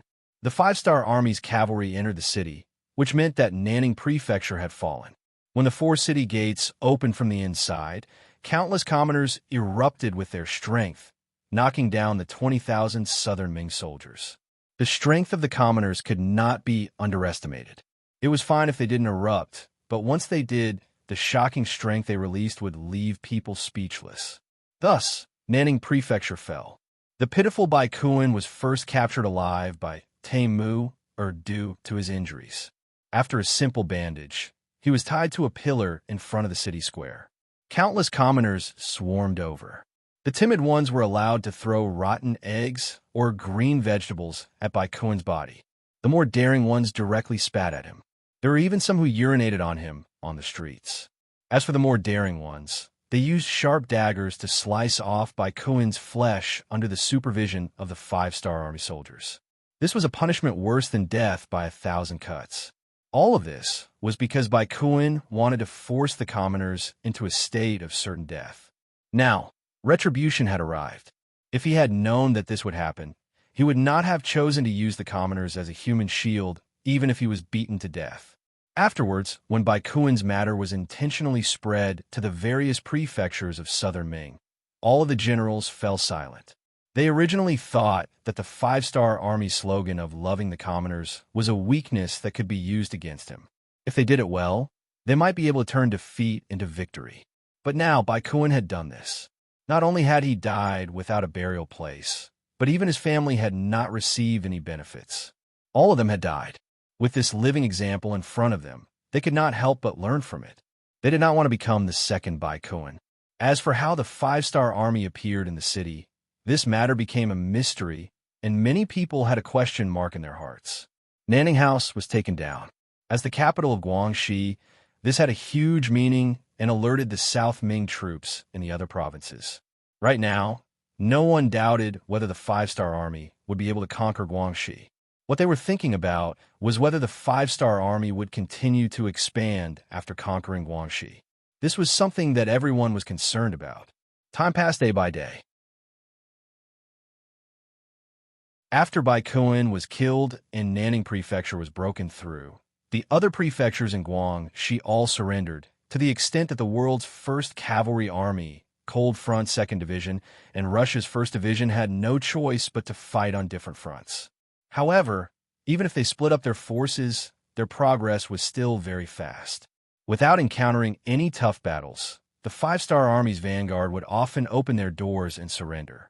Just like this, in less than a month, the entire Guangxi region was under the influence of the five-star army. Yang Qindong had also achieved his goal when he first came to Yunnan House, which was to completely control Yunnan, Guizhou, and Guangxi. In the 6th month of 1467 AD, when everyone's attention was on whether the five-star army would continue to expand, Commander Xiao Feng's 2nd Division suddenly went south from Guangxi's Lianzhou Prefecture. With the firearms in their hands, in a short 10 days, they took down Guangxi's Gaozhou Prefecture and Laizhou Prefecture. This action shocked Guangdong's chief minister Yang Xian, who had been paying attention to the five-star army. Previously, his staff had made many hypotheses, but they did not think that the five-star army would make a move on Guangdong. This sudden action made Yang Xian feel somewhat at a loss. Afterwards, he anxiously called for a meeting of Guangdong's rank 4 civil and military officials to discuss a solution. In the meeting, everyone was arguing incessantly. Some people felt that the five-star army was not to be trifled with. If they rashly attacked, not only would they have no chance of winning, it would also easily drag the entire Guangdong region into the flames of war. In the end, they would follow in Guangxi's footsteps. If that happened, everyone would be sinners. There were also people who felt that it was fine to attack, but they had to obtain the emperor's orders. Otherwise, they would be acting without a valid reason. If the five-star army only wanted to take over these 2 prefectures and did not intend to start a war on Guangdong, then if they took the initiative to attack, wouldn't they be forcing the five-star army to make a decision? After all, there was news from the front lines that the five-star army wanted to take over Laizhou Prefecture because it was close to the sea. It was convenient for the five-star army to transport supplies to the 3 provinces. This was a bit forced. Taking over other people's land to transport supplies was a bit too much. However, in the end, who asked the five-star army to be so strong? This method was not reasonable, but it was somewhat reasonable. There were also people who wanted to directly attack back. The people who made this suggestion were mostly generals with lower statuses. They felt that the five-star army taking over Gaozhou and Laizhou was already a provocation to the entire southern Ming Empire. If they did not attack back, where would their face be? Facing all kinds of thoughts, there was still no final decision, even when the sky turned dark. Yang Xian could only announce the end of the meeting and return to his own residence's backyard. It must be said that this was a place that he often appeared in recently.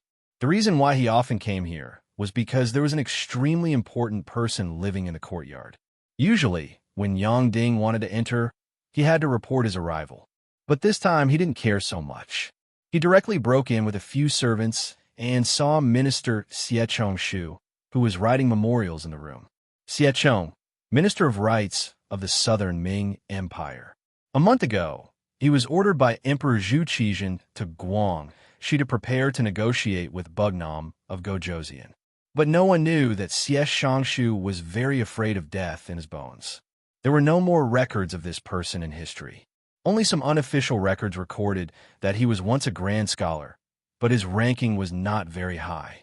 The reason why he was able to become the Minister of Rights was because there was no one in the Southern Ming Empire. In addition, he was willing to give money to those eunuchs. Because he was afraid of death, Xie Chong walked slowly the entire way. As a result, he only arrived at the capital of Guangdong Province 10 days ago. When he arrived, there was already news that the five-star army had taken over the entirety of Guangxi. Xie Chong was unable to accept this result. Didn't he receive a report from the imperial court a while ago that Bai Kuan had built a human wall in Nanning and blocked the advance of the five-star army? However, how long had it been? How could the entire territory be taken over by the five-star army? Since Guangxi was gone, Xie Chong's mission was also gone. He quietly entered Sir Yang Fu's residence without alerting anyone. From his point of view, it was very likely that the imperial court would send a new decree. At that time, he could return to the capital and leave this dangerous place. However, who would have thought that the five-star army would take an inch and want a mile? Not only did they take over Guangxi, they even sent troops to occupy Gaozhou and Laizhou. This was not something that the Southern Ming Empire could tolerate. Thus, he wrote another letter to the imperial court and waited for the new decree. Others did not know that Xie Chong had come to Guangdong, but as the host, Yang Xian was very clear. Xie Chong lived in the backyard of his residence. If he wanted to see him, he could do so after notifying him. Tonight, he suddenly barged into the courtyard because he wanted to ask what the emperor and the imperial court were thinking. Facing the aggressive five-star army, whether they wanted to fight or make peace, they had to give an explanation. You're here. Have a seat. Xie Chong did not care about Yang Xian barging in at night. This was someone else's residence. If they wanted to come in, they could come in. Why would they need his permission? Not to mention, he also had some things to say to Yang Xian. Lord Minister, the situation outside is very chaotic. It is very difficult for me. After sitting down, Yang Xian began to complain. I know. Lord Yang, don't worry. I have already sent an urgent letter to the imperial court. I believe that there will be a reply soon. Don't worry. Xie Chong was already panicking. However, in order to stabilize the morale of the soldiers and the people, he pretended to be comforting. Hearing that the letter had been sent, Yang Xian's expression became much better. Presumably, the imperial court would not blame him for losing Gaozhou and Laizhou after knowing that the five-star army had sent out such a powerful force. If that was the case, it would be much easier to deal with this matter. At this moment, he was also grateful that Minister Xie Chong was here. At least, his position was not the highest. If something really happened, he would not have to take the blame. Although his mood became better, it was impossible to say that he was completely at ease. After all, he was the chief minister of Guangdong, the highest-ranking official here. If something happened in Guangdong, Xie Chong would be punished. He would not be any better. Since there were no outsiders here, Yang Xian could ask some probing questions. Minister Xie, you see that the five-star army doesn't care about anything. Shouldn't we also do some defensive work? For example, the teaming guard is not far from Gaozhou. Can we order them to prepare for battle in advance? Yes, Xie Chong said after thinking for a moment. Before receiving a new decree from the imperial court, no one knew what the emperor's decision would be. If the emperor decided to fight and he did not make any preparations, wouldn't he be delaying the important matter? He could not bear this responsibility. However, preparations were still preparations. After thinking for a while, Xie Chong said, Lord Yang, you can order the Guanghai Guard to make appropriate preparations. However, you must remember that if the five-star army does not intend to continue east, do not take the initiative to provoke them. Violators will be punished according to military law.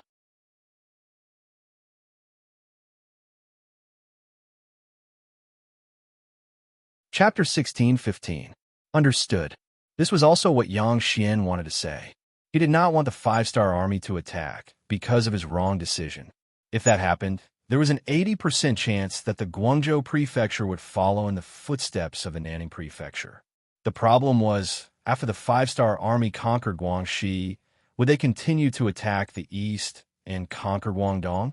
The answer was in Yang Chendong's heart, they would not. There were many reasons why they would not do so. For example, they did not have enough excuses. They did not have a good reason to attack. The current Southern Ming was quite strong, and if they continued to fight, both sides would suffer losses, etc.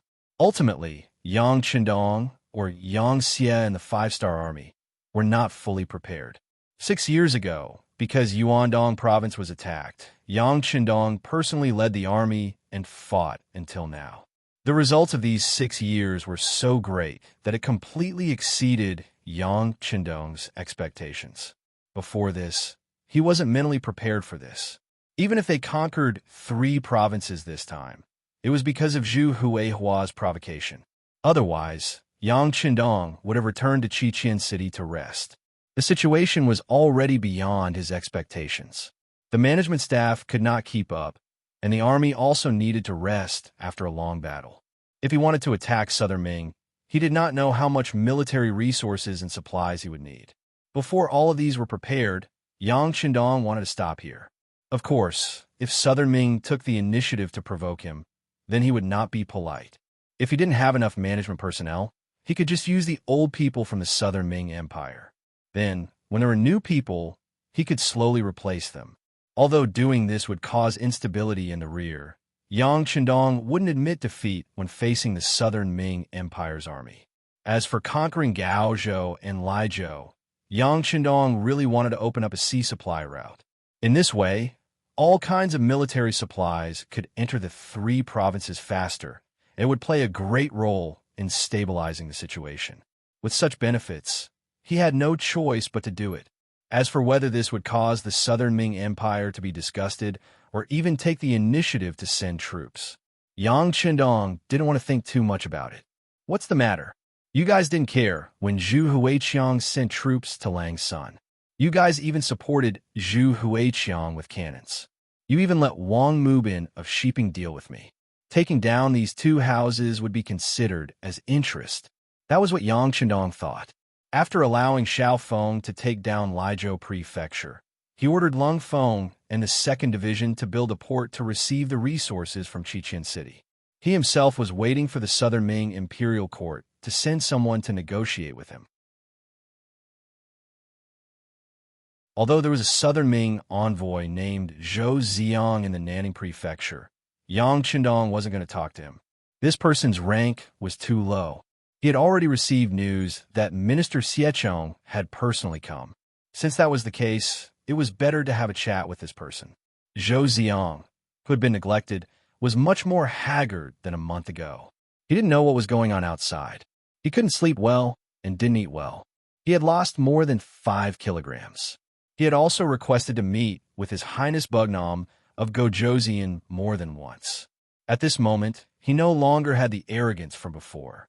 Even when he spoke to a courier, he was very polite.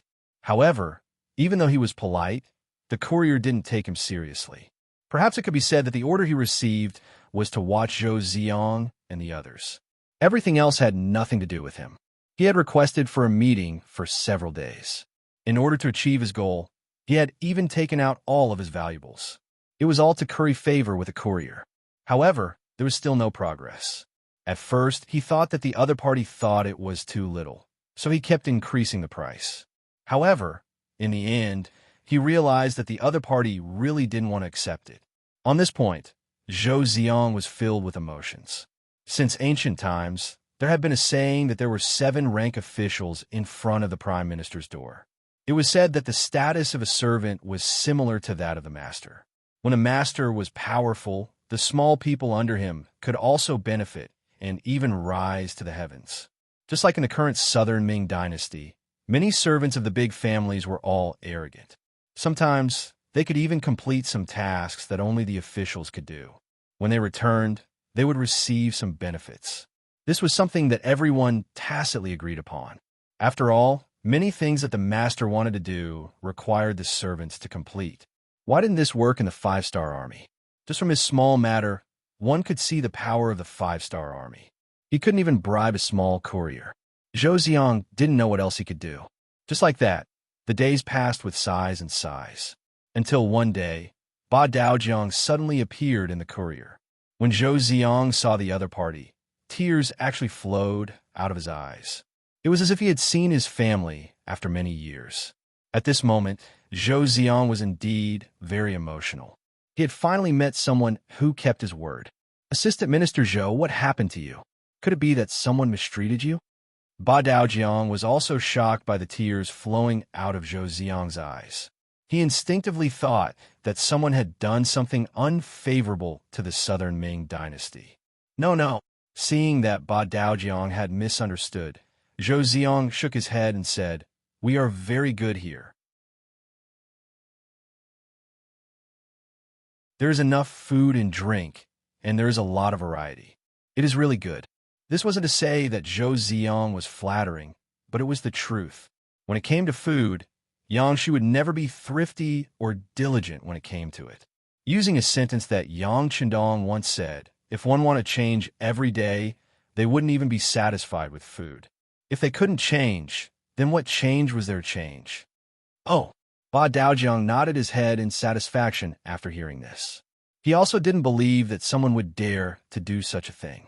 The five-star army rewarded the soldiers with great merits very generously, but at the same time, the punishment for the soldiers who made mistakes was also very severe. It was just like how the soldiers didn't dare to accept Zhou Ziong's money, because once they accepted it, it wasn't a matter of whether they could keep their money, but whether they could keep their lives. At that time, their family would also be humiliated because of it. Everything was just for a bit of money, but they had to pay such a heavy price. It was no wonder that although the soldiers were tempted, none of them dared to accept the money. Ba Daojiang knew that there wasn't a problem with the treatment, but he was even more curious. Why was Zhou Ziong crying when they met again after not seeing each other for more than a month? Speaking of which, they didn't have much of a relationship before, and this was only the second time they met. Moreover, the experience of meeting for the first time wasn't something that could make one happy, right? How could Ba Daojiang understand Zhou Ziong's emotions? After all, if he hadn't been imprisoned for more than a month, he wouldn't be able to understand that feeling. It was just that the smart Zhou Ziong would not voice out his feelings during this period of time. If he had the slightest bit of resentment, he was afraid that he would provoke the other party and leave in a huff. If that happened, he would not be able to call out to the heavens and the earth. He did not know how long he would have to endure. Not only did he not dare to complain, he also pretended to be fawning and asked, "Sir, is Bugnam of Gojoseon here to see this official?" Oh, that's not it. Ba Daojiang became more serious when they talked about serious matters. Little did he know that the moment he said this, Zhou Ziong's mood instantly fell to the bottom. If he wasn't here to see him, was he just here to greet him? Or was he here to see if he and the others were dead? Or was he here to end his life? When he thought of the latter, Zhou Ziong's face turned green, then quickly turned pale. It was obvious that he was really afraid. Ba Daojiang saw Zhou Ziong's expression and already guessed what he was thinking. He couldn't help but chuckle and say, "Assistant Minister Zhou, don't think too much. This time, I'm here on Bugnam of Gojoseon's orders to let you and the others go. We've already received news that your Minister of Rights, Xie Chong, has arrived at the Guangzhou government. Since he's here, it's better to let him handle the negotiations.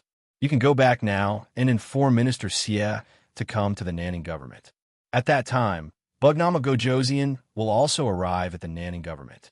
If there's anything, it's better to discuss it in detail there." After saying this, Ba Daojiang seemed to have thought of something and added, "By the way, Bugnam of Gojoseon is busy with military affairs and has many things to deal with." Therefore, I hope that Minister Xie can arrive at the Nanning government as soon as possible. If it's too late, I'm afraid that Bugnam of Gojoseon won't be able to hold back and continue to mobilize his troops. If that happens, then no one can be blamed. That's enough. I've delivered the message, so I'm leaving. Assistant Minister Zhou, you can pack up and leave with the diplomatic group as soon as possible. Ba Daojiang didn't care about Zhou Xiang's reaction. After saying this, he turned around and left, leaving Zhou Xiang with his back to him. Zhou Xiang stood in the same place for more than 10 breaths. After pondering over Ba Daojiang's words, Zhou Xiang suddenly let out a scream. Then he shouted, "Hurry, hurry, pack up, we're leaving now, right now." In the Three Provinces King's residence, Yang Qindong was talking to Yao Yingjun in the main hall. The entire Guangxi had become one of Yang Xie's territories. Yunnan and Guizhou had begun to stabilize after more than a month of turmoil, so Yang Qindong had no need to stay here. After all, he wasn't Zhu Huiyan, nor was he the Three Provinces King. In his eyes, there was only a palm-sized area. He called Yao Yingjun over to listen to his work report and the next step of the work plan. Fortunately, after more than a month of learning, Yao Yingjun had begun to adapt to his current work, and he was getting better and better at it day by day.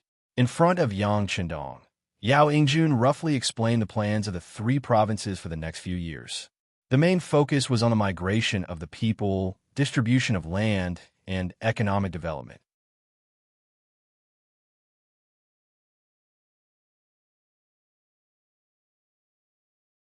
Chapter 16:16. In the process of listening to the report, Yang Qindong would add some of his own opinions from time to time. Yao Yingjun kept nodding as he listened, and then took notes. Evidently, being able to hear Yang Qindong's direct teachings was something that all of the Yangtze officials were envious of. It took more than 2 hours for the report to be completed. At the end, Yao Yingjun looked at Yang Qindong and said, "Sixth young master, I have a request that I hope you can agree to." "What is it?" "Tell me." Yang Qindong thought that Yao Yingjun wanted financial support. After all, it was impossible to move without money. "Sixth young master, I would like to send my wife, Zhu Yin, to Chichen City. As you know, I will have a lot of work to do. I'm afraid that I won't have time to take care of my family in the near future. So, how was this about not having time to take care of his family?" Yao Yingjun was basically handing his family's weakness to Yang Qindong. Soon, he would become a high-ranking official in the local government, a high-ranking official with real power in his hands. Moreover, he was so close to the Southern Ming dynasty. Who knew how many people would want his position and play tricks behind his back? In order to prevent Yang Qindong from suspecting him, Yao Yingjun decided to send his family to Chichen City. This way, the trust level would be much higher. For Yao Yingjun to make such a decision, it was enough to prove that he was a smart person. Yang Qindong liked to interact with smart people. This way, he could save a lot of effort. Of course, Yang Qindong was more concerned about old friendships. Ever since Yao Yingjun joined the Yang faction, he had been working in the secret battlefront. It was not easy for him to lead an army privately. Now that he had to send his family away in such a short time, it was too cruel for him. Yang Qindong didn't want to leave an impression that he couldn't tolerate or trust people. Therefore, when faced with Yao Yingjun's request, he only said after a moment of silence, "Zhu Yin doesn't need to go to Crimson City. She has lived here since she was young, and I'm afraid she won't be able to adapt to other places. Without you accompanying her, it would be even more boring. This young master doesn't want to break apart a couple." Yang Qindong actually refused. Although Yao Yingjun was happy, he was also anxious. This was the time for him to show his loyalty. He could not give up just because of Yang Qindong's rejection. Wouldn't it give others the impression that he was acting? More importantly, he would feel uneasy if he didn't reveal anything that could be used against him. At that time, he was afraid that there would only be other methods to monitor him. That would also be very uncomfortable. As such, Yao Yingjun decided to try again, saying, "Sixth young master, this subject has already discussed this with my wife, and she has agreed. All right, this young master can understand how you feel. However, Zhu Yin and you truly love each other, so it's best that you don't separate. Besides, you're tired from work and need someone to take care of you. How about this? Don't you have 2 children? Send them to Crimson City to study with this young master's princes and princesses. They'll have feelings for each other from a young age, and in the future, they'll be able to help them achieve greater things. Perhaps they'll be even more impressive than you, their father. Haha. He had thought that Yang Qindong had rejected him because he had better methods to monitor him. However, after hearing this, Yao Ingjuan's tears immediately flowed out. Even though sending his 2 children to Crimson City was also a form of hostages. However, it was undeniable that this result was much better than sending Zhu Lian over. At least, as Yang Qindong had said, letting the children interact with each other would be very beneficial for the children's development in the future. Yang Qindong had already conquered a lot of land, and there was no need to say anything more. His children would inherit a lot of the family business. And now that they had a good relationship with the future successors, many Yangxie generals hoped for this. Now that it had fallen on his head, it would be a lie if he wasn't emotional. Yang Qindong didn't like to see people cry, especially men crying in front of him, so he quickly waved his hand and said, "All right, wipe your tears. If you want to thank the young master, you have to do the work at hand well. If there's anything you can't solve, you can send a telegram at any time. If there's anything disobedient, you can execute it and report it. The young master will support you." This was equivalent to receiving an imperial edict. Yao Ingjun once again prostrated himself on the ground and shouted, "Long live the king." However, everyone knew that it wouldn't take long for this to become 10,000 years. At this time, Yangxie was so big that it had far surpassed the Great Ming. If Yang Qindong didn't become an emperor, the people below would probably be unhappy. Yao Ingjun left with a grateful expression, and it was time for Yang Qindong to leave Yunnan.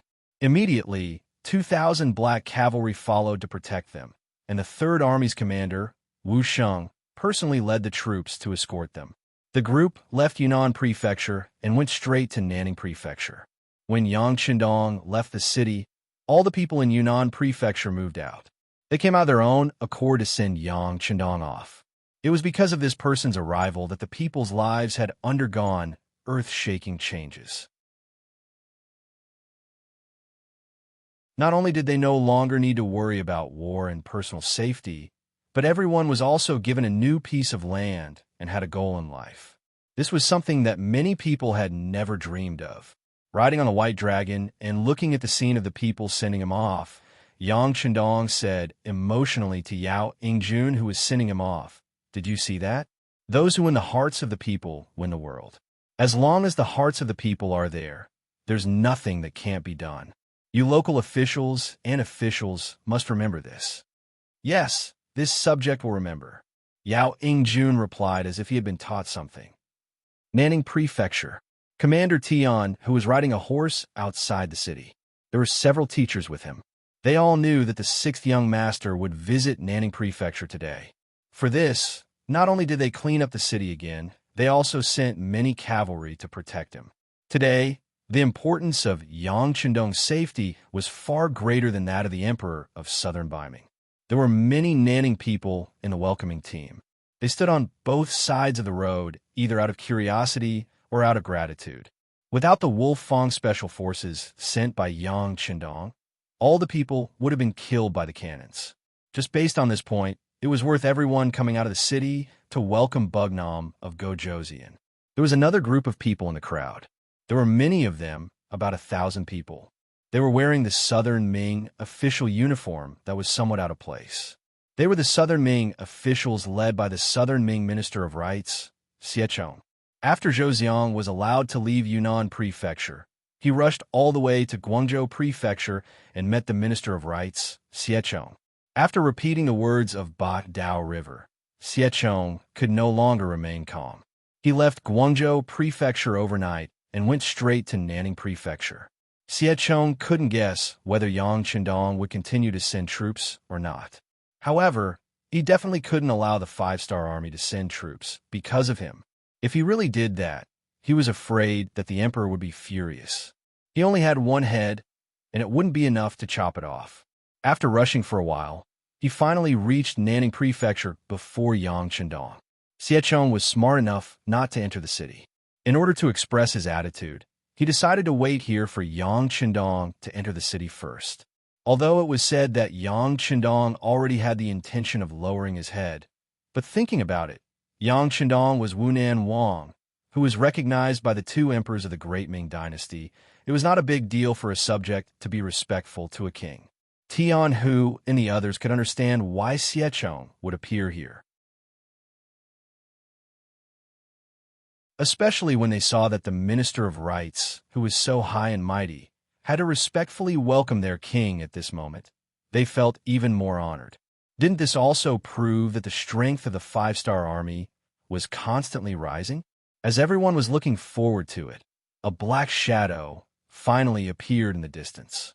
Then, one after another, the bright five-star army flag could be seen. It's Bugnam of Gojoseon. Everyone line up. Tian, who saw that the troops were getting closer and closer, so he hurriedly shouted.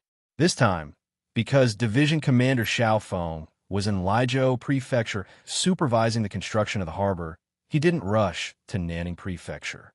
Thus, he became the boss here. If something went wrong, he would have to bear the main responsibility, so he couldn't help but be careful. Fortunately, the elite warriors of the world's #1 cavalry army were arranged everywhere, so safety shouldn't be a problem.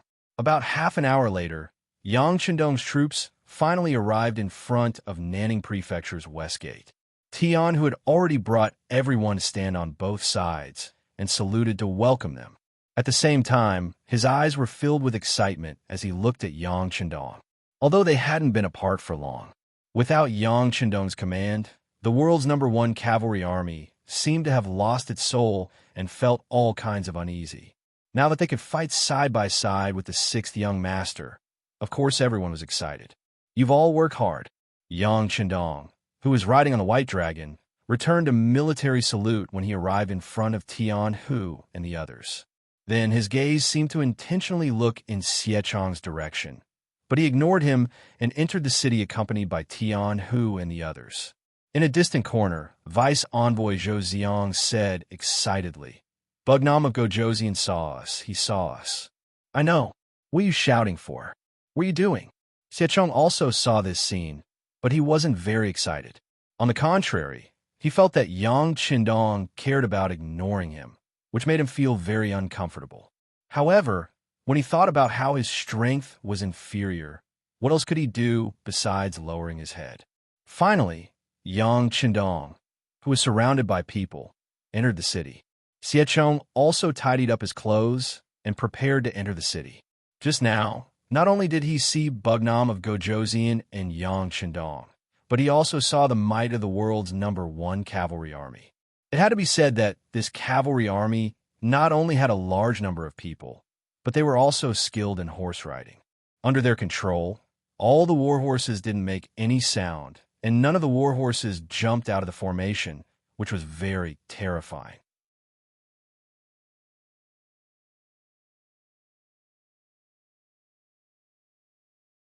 Chapter 16-17. It must be known that these were livestock, not humans. To be able to make them so obedient, it must have taken a lot of effort.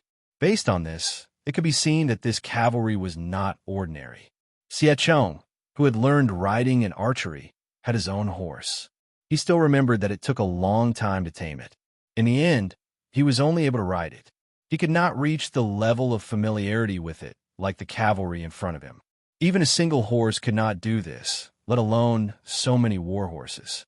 From this point, this was an army that was not easy to deal with. Coincidentally, in the entire Southern Ming army, there were no decent cavalry. Due to the environment, the 5 million soldiers of the Southern Ming army were almost all infantrymen. Comparing them, wasn't it obvious who was superior?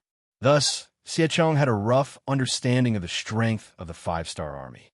In his heart, he was thinking that it would be better if he could negotiate, as long as Bugnam of Gojoseon's request was not too excessive. So what if he satisfied him? After all, if they really fought, the Southern Ming army's chances of winning were too low. Yang Qindong naturally did not know that the world's #1 cavalry army's formation to welcome him would scare Xiechong. After he entered the city, he stationed himself in the largest courtyard in the city. This was a place that Tian Hu specially prepared for Yang Qindong to rest. The courtyard was very clean.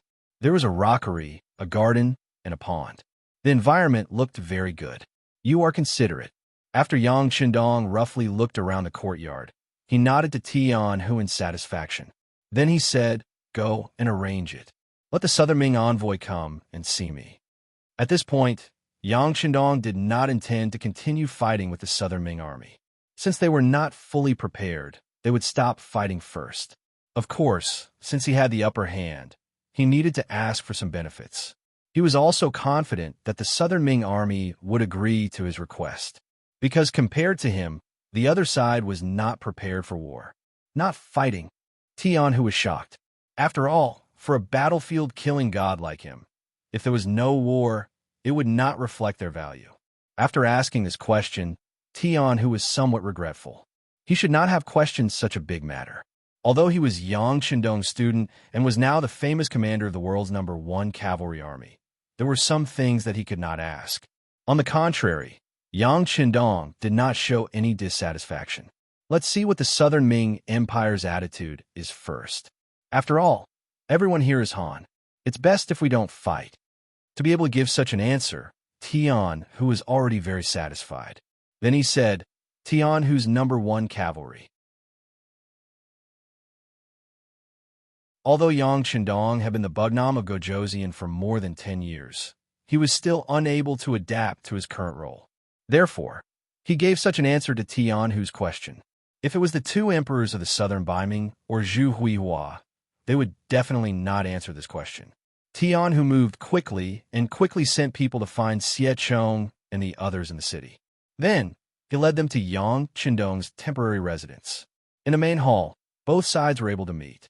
Facing Xiechong, Yang Qindong could not be so casual. He first sat on the main chair in the main hall. When Xiechong appeared, the other party could only look up to see him. Southern Ming Ministry of Rights Minister Xiechong greets Bugnam of Gojoseon. Ministry of Rights Left Assistant Minister Zhou Xiong greets Bugnam of Gojoseon. Dispense with the formalities. Yang Qindong raised his hand and said with a calm expression. Then, without saying anything, he asked directly, "Both of you, I heard that you are here to negotiate on behalf of the Southern Ming Imperial Court. What are your rules? Why don't you tell me everything?" Xiechong was obviously not used to Yang Qindong's straightforward way of opening. Shouldn't both sides talk about their daily lives and friendship first before talking about business? Now, he was asking about the other party's trump card. Anyone with a bit of common sense in negotiations would not ask such a question. Did Yang Qindong not know how to negotiate? Of course not. Yang Qindong's political wisdom was not low. The reason why he said this was to create pressure on the other party and let them know that the initiative of the negotiation was in his hands. The use of the word negotiation made it even more obvious that the Yang faction and the Southern Ming Empire were on equal footing. It wasn't a matter of who was the subordinate of the other. Otherwise, there would not be such a term. Xiechong was not used to Yang Qindong's rhythm and method. For a moment, he did not know what to say. Yang Qindong deliberately frowned. What? Did this prince misunderstand? You are not here to negotiate, but to declare war? All right. This prince understands your intentions. Please go back now. Please also tell the Southern Ming Emperor that we will meet on the battlefield. Come, send the guests out. Yes. Beta Persei at the side immediately said and prepared to step out. This action gave Xiechong a fright.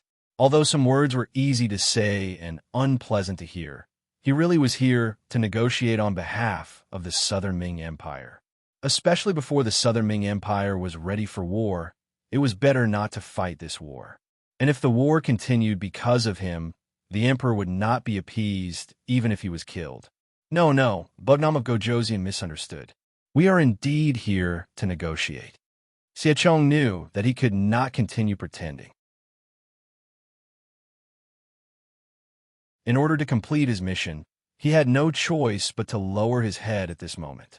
From the moment he said this, It also proved that he recognized Yangtze and the Southern Ming Empire as existences on the same level. And, all right, then tell your thoughts. Yang Chendong wanted this kind of rhythm. Facing the somewhat aggressive Yang Chendong, Xiechong found that the words he prepared before could not be used. For example, the words that insisted that Yang Chendong was still a subject of the great Ming Empire could not be said. This was because the other party was not afraid of war at all. On the contrary, he was the one who was afraid of war. However, there were still some words that needed to be said. Under Yang Chendong's guidance, Xiechong opened his mouth. Prince Bugnam of Gojoseon, Emperor Ingzong's intention is to allow you to establish a new power outside of the Southern Ming Empire. The Southern Ming Empire's imperial court will recognize the existence of this new power. However, the current Yunnan, Guizhou, and Guangxi must be returned to the Southern Ming Empire. This includes the captured Shiping King Mu Bin, Sanshan King Zhu Huifu, and the others. Also enough. Just by listening to the beginning, Yang Chendong knew that the Southern Ming Empire did not see how powerful he was. At this moment, they were still holding on to unrealistic fantasies. Did they really think that he was just a king with a different surname and did not dare to fall out with the Southern Ming Empire? Yang Chendong did not make a move now because he was not fully prepared. He did not want more Han people to lose their homes and lives because of war. This was not because he was afraid. On the contrary, if he was really angered, even if he made a move now, he could guarantee that he would win this war. Moreover, the 5-star army would definitely obtain the final victory. At most, he would have to pay a higher price and more Han people would die. It was because he considered the safety of the civilians that Yang Chendong decided to temporarily stop advancing. However, this did not mean that he was afraid. If Zhu Qizhen had such thoughts, then there was no need for this peace talk. Xiechong's expression turned a little ugly when he was rejected after just 2 sentences. However, considering that the 5-star army was at its peak, he suppressed the anger in his heart and said, "However, I wonder what Bugnam of Gojoseon's intentions are." This prince's intentions? It's very simple. As long as the Southern Ming Empire agrees to these requests, our Yangtze army will stop advancing and guarantee that we will not invade. Oh, this lowly official is willing to listen to Bugnam of Gojoseon's intentions. Hearing that the 5-star army would stop advancing, Xiechong was also interested. As for the so-called conditions, there was nothing to lose by listening to it first, right? Moreover, since you have brought up the conditions, we can discuss them later. Let's not talk about whether we can come to an agreement or not. At least, there was one point that could be delayed for a while. As such, under the gazes of Xiechong and Zhou Ziong, Yang Chendong opened his mouth. This war was originally planned by your Southern Ming Empire. Don't deny it. If it wasn't for your tacit approval, Zhu Huichu wouldn't have had the guts to attack Malianshan. Shiping King Mu Bin wouldn't have sent his men to kill this prince without orders and then personally led his troops to attack this prince. Also, the cannons used to attack this prince were also transported from your Southern Ming Kingdom, right? This should be enough to prove everything. All along, this prince has scrupulously abided by the duties of a subject. Even if the 5-star army was extremely powerful and wiped out all the foreign races around the Great Ming Empire, this prince still respected the Great Ming Empire greatly. Not only did this prince not have the intention to attack, but this prince also provided large amounts of food to the imperial court. Furthermore, the price was so low that this prince had to use money to subsidize it.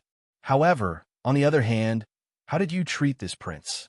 Blindly wanting to kill this prince, speaking of this, it really makes one's heart cold. Although it is said that if the ruler wants the subject to die, the subject has no choice but to die, this prince has done so many things for the Great Ming Empire. Even back then at the Tumu Castle, if this prince did not make a move, Ingzong would have already met with disaster. Since this is the case, this prince has already done his duty as a subject. Now that the ruler wants to kill this prince, then this prince will live for himself this time. When these words entered Xiechong's ears, he couldn't help but lower his head. Many of the things that Yang Qindong had accused the Southern Ming Empire were true. If they really wanted to make a fuss about it, then the Southern Ming Empire had indeed let down Yang Qindong. This was because all along, Yang Xie had always been the party that paid the price, and the Southern Ming Empire was the party that received benefits. However, the result now was that Yang Qindong had to die. This was too much of a bully. If Xie Chong had Yang Xie's powerful strength, he would probably not be able to resist jumping up and opposing the Southern Ming Empire.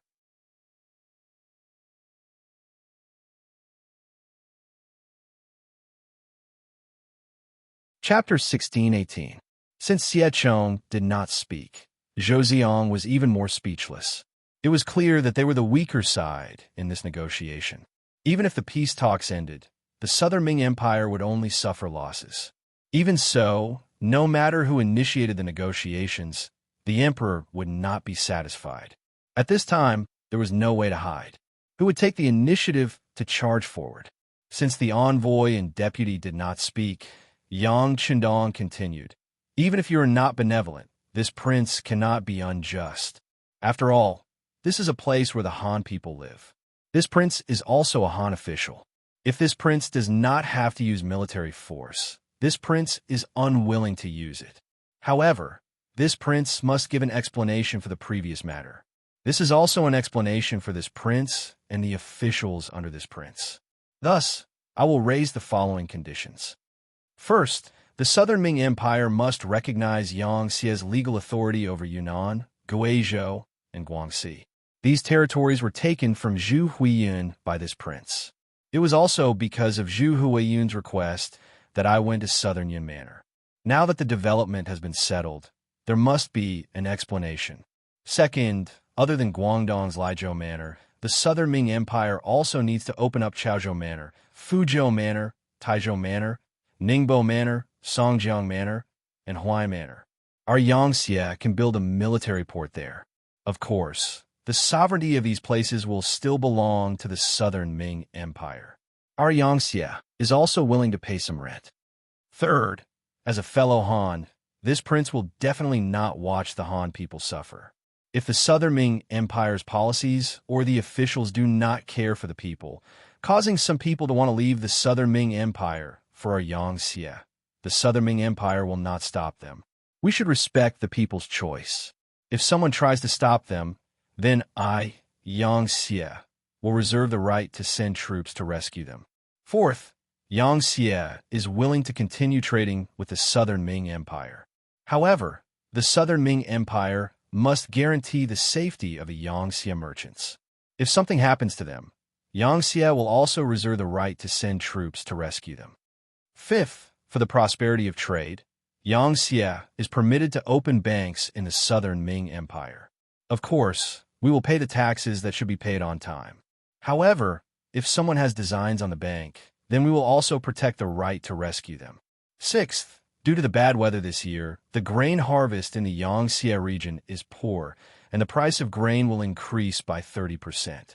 In some remote areas, the price of grain may increase by 40% to 50%. I hope that the Southern Ming Imperial Court can understand this. After all, the price of rations will be higher if there is less. This kind of thing has happened many times. 7. Yang Xie is willing to have more exchanges with the Southern Ming Empire. After the various ports are built, Yang Xie will have specialized passenger ships to open up the waterway from Qiqian City to the Southern Ming Empire. At that time, if the Southern Ming Empire is willing to send people to Qiqian City for inspection, they can apply first. After they pass the inspection, they can enter Yang Xie's land to study and learn. 8. Yang Xie. Yang Qindong already had a draft in his mind. Things came out of his mouth one after another, and his requests also increased. Hearing this, Xie Chong could not help but break out in cold sweat. As for the specific terms of the negotiation, it still needed to be analyzed word by word. However, after hearing this, Xie Chong already knew one thing. That was, from this moment onwards, the Southern Ming Empire and Yang Xie were no longer subordinate to each other, although they were not in the past. However, from this moment onwards, the two sides were on equal footing. Yang Shandong's ambition had already been exposed. However, even if this was the case, what could Xiechong say? Could he say that he did not agree? Could he say that the Southern Ming Empire would send an army to teach the five-star army how to behave? If he could not do this, then it was better not to mention it. The situation was stronger than the person, and the fist was not as strong as the person. If he still wanted to reason with the other party, that was not courage but stupidity. After nearly half an hour, Yang Shandong roughly explained his requests. Then, he looked at Xie Chong's pale face and said, "This is only the preliminary negotiation outline that this king has drafted. As for the specific matters, I, Yang Xie's foreign affairs chief, will discuss it with Minister Xie. You can also send this general request back to the Southern Ming Empire's capital, so that the emperor will know first. However, there is one thing that this king wants to make clear. The Southern Ming Empire must agree to the above conditions. Otherwise, the Southern Ming Empire will be seen as insincere. Next, just treat it as self-protection. The Iron Cavalry of the Five-Star Army will not stop moving forward. At that time, don't say that I, Yang Shandong, did not take into account the relationship between the monarch and his subjects. Okay, Beta Persei, send the guests off." The tall Beta Persei immediately stepped forward and said to Xiechong and Zhou Ziang expressionlessly, "Two sirs, please. If that's the case, this official will take his leave." Xiechong also knew that there was no point in arguing at this moment. Rather than that, it was better to immediately write a memorial to inform the imperial court of Yang Shandong's request. As for what to do next, it was a matter between the emperor and the imperial court. He could no longer interfere. Xiechong and Zhou Ziang finally left. At the back of the main hall, a similarly sturdy middle-aged man walked in. His face was dignified without being angry. Just by looking at him, one could feel a sense of ferocity. And he was Yang Xie's foreign affairs chief, Matadali. Generally, as a diplomat, they needed to look more amiable and friendly. This way, they would be more acceptable and their words would be more resonant. However, Yang Shandong did the opposite. His foreign affairs chief looked more frightening, and only this could better intimidate some people. After all, the current Yang Xie was incomparably powerful. The so-called negotiation ultimately depended on the strength of both sides. Otherwise, there wouldn't be the saying of weak countries having no diplomacy. It was precisely because they were strong enough that they needed to be tough in their diplomacy. This was something that Ma Dali did very well. He looked fierce, had a loud voice, and had a bad temper. He would often scold people if they didn't agree with him. However, it was this kind of life that was most suitable for the current Yang Xie. This time, Ma Dali was transferred over from Resin City to play this role. It was to put pressure on the Southern Ming Empire. Moreover, with Yang Shandong's current status, there were too many things that he needed to do. He wouldn't argue with the other party over something like negotiation. Ma Dali gladly accepted this task. Speaking of which, he could be considered an old member of Yang Xie. He had been the foreign affairs chief for nearly 10 years. This didn't conform to the Yang Xie's system of changing officials. However, no one said anything about this matter. Why was that? The reason was simple. Don't look at the Foreign Affairs Department's reputation. Because of the strength of the five-star army, they would often destroy a country if they didn't agree with them. As such, the Foreign Affairs Department often existed in name only. It wasn't of much use at all, and there wasn't much for them to negotiate with. Over time, the Foreign Affairs Department's authority was greatly reduced. Anyone with ambition was unwilling to become an official in the Foreign Affairs Department. After all, what was the difference between becoming an official in a useless department and retiring? Ma Dali was extremely depressed because of this. He didn't believe that the Foreign Affairs Department would have nothing to do. He was just waiting for an opportunity. Although he had been treated coldly over the years, he still didn't give up. He was waiting. This was because he had carefully analyzed that their king was an extreme racialist. This could be seen from the rising status of the Han people. With this kind of thinking, they could deal with other foreign races in other countries, but only the Great Ming, which was the land of the Han, could not be so rashly sent out troops. Otherwise, it would definitely be a loss for the Han people. At this time, it was time for the Ministry of Foreign Affairs to help. Ma Dali's thinking was right. As expected, a telegram was sent to the Foreign Affairs Department. Yang Qindong personally asked Ma Dali to bring a negotiation team to Nanning. When Ma Dali understood the deeper meaning behind this, he organized enough people to take a boat and arrived at Nanning before Yang Qindong. Just like before, he had heard the conversation between Yang Qindong, Xiechong, and Zhou Ziong. Now that he was angry, it was obvious that Yang Qindong wanted to hear his opinion. Previously, when he was hiding in the corner, he saw Xiechong and Zhou Ziang's actions. At this moment, Ma Dali spoke with great confidence. "Sixth young master, don't worry. I will do my best to ensure that the great Ming agrees to all of our conditions." He, this king believes that you won't. Department head Ma, feel free to do whatever you want. Even if the negotiations fail, there is no need to be afraid. When the time comes, our cavalry will directly enter Guangdong. Yang Qindong didn't want to give Ma Dali any pressure, so he smiled and said. Yang Qindong was working with the idea of slowly encroaching on the Great Ming's political power. However, if the Great Ming didn't cooperate, then he would have to cut the Gordian knot and take the initiative to send troops. Although this way, the losses would be greater, but it might not be a bad thing to take over the Great Ming sooner. Yes, this subject understands. Ma Dali was full of confidence when he heard this. With a powerful military backing, what was there to be afraid of? Ma Dali left confidently. Yang Qindong stretched and looked at Beta Persei, who had returned from sending the guests away. He smiled and said, "How is it? You've been out for so long. Do you miss Madam?" Beta Persei scratched his head and smiled embarrassedly. This cute side of him could only be shown in front of Yang Qindong. In front of others, he was the majestic Beta Persei who killed people like flies. If you want to, then just say it. We have been out for more than 6 years. It's time to go back and take a look. When Beta Persei smiled, Yang Qindong already knew the answer and smiled as well. Over the years, Beta Persei had many women by his side when he was out on expeditions. Every time he captured a place, the powerful logistics department would organize the local women of different races to serve the 5-star army. At Beta Persei's level, the women who could be sent to his side were all beautiful women of different races. However, they were still not as good as his wife at home. Can we really go back? This little one, I really miss my children. Beta Persei smiled.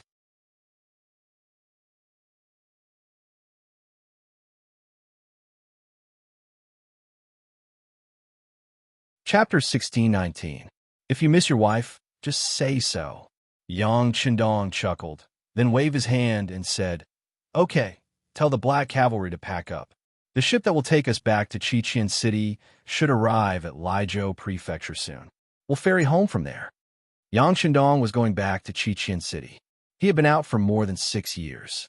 This might not be a big deal for a general who had fought in all directions, but for Bugnam of Gojoseon, Yang Qindong, who was the leader of a force, it was really commendable to do this. After learning the news, Tian Hu and the others naturally did not say anything. They just met Yang Qindong and promised to maintain the status quo, and then respectfully sent Yang Qindong out of Nanning Prefecture to Laizhou Prefecture. As Yang Qindong boarded the ship and headed for Qiqian City, some changes also took place in the palace of Qiqian City. In the palace, all the maids were in a hurry as they walked through the halls. The smiles on their faces were gone, and there was only some tension in their faces. If one looked carefully, one could even see some fear in the tension. Because just a few days ago, the 8th Madam's bedchamber was suddenly surrounded by a large number of palace guards, and then it was not long before Junko was ordered to be put under house arrest in the palace. Not only that, all the maids in the palace were taken away, and then there was gossip that those maids were taken to the musical house, and then there would be very miserable sounds coming from there from time to time. The palace of the 8th Madam, which was originally lively and full of vitality, became silent. Except for the 8th Madam, Junko, and Princess Yangxian, no one was spared, and all of them disappeared in the palace. The maids in the palace were a new batch, and it was said that they were sent by the princess, Queen Huyen, and they were responsible for monitoring Junko's every move.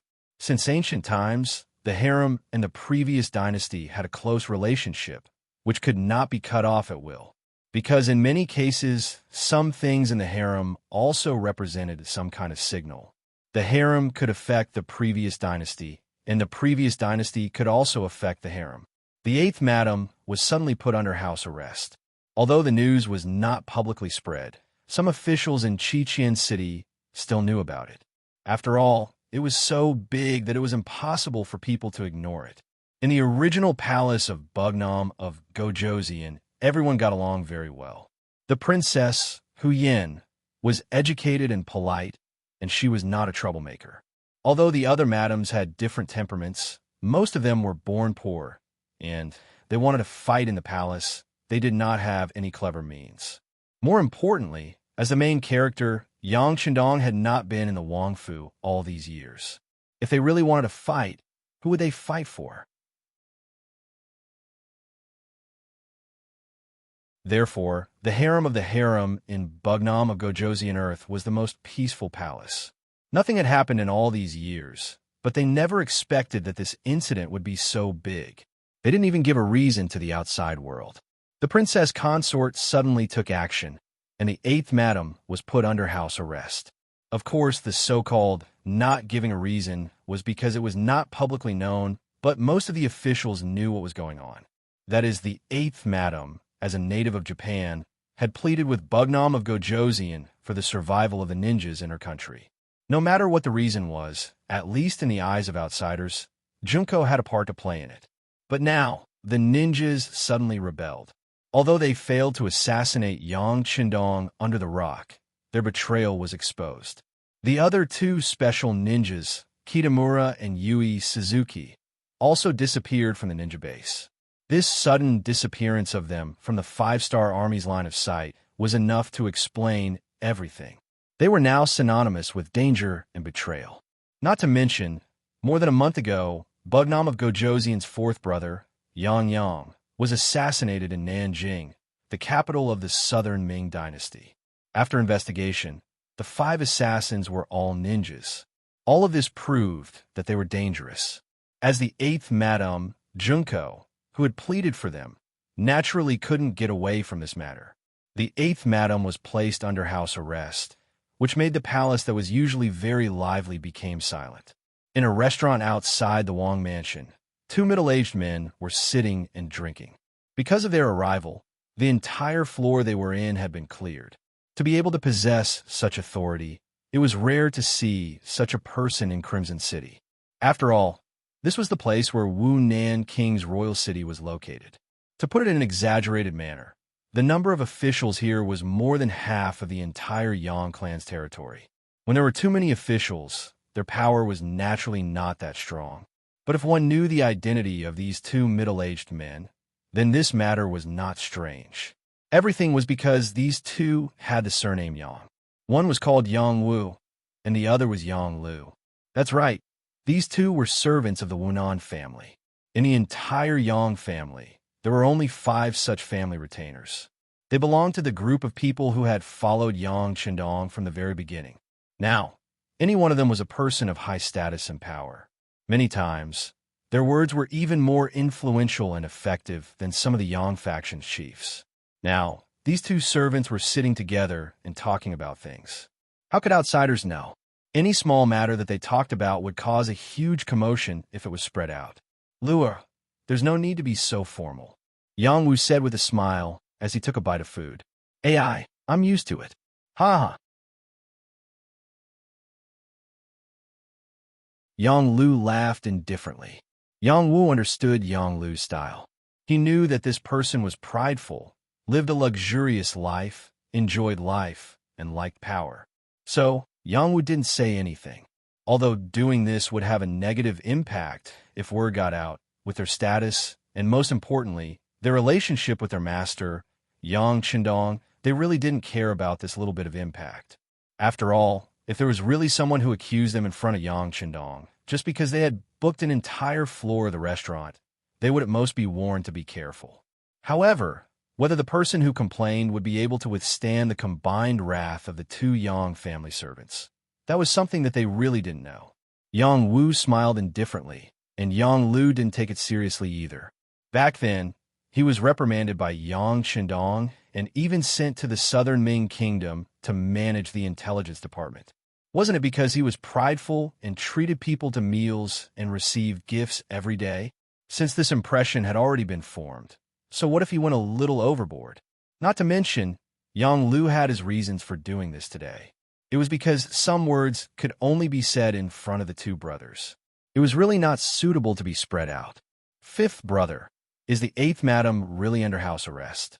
Did those ninjas really listen to the eighth madam's words and betray the young master? Seeing that they were almost done eating and drinking, Yang Lu began to ask questions. If such a question was asked by others, Yang Wu would not only reprimand, but also warn the other party not to inquire about it. If it was serious, it was possible that he would directly order people to arrest them. But it was Yang Lu who asked, so it was a different story. He just thought that the other party was curious.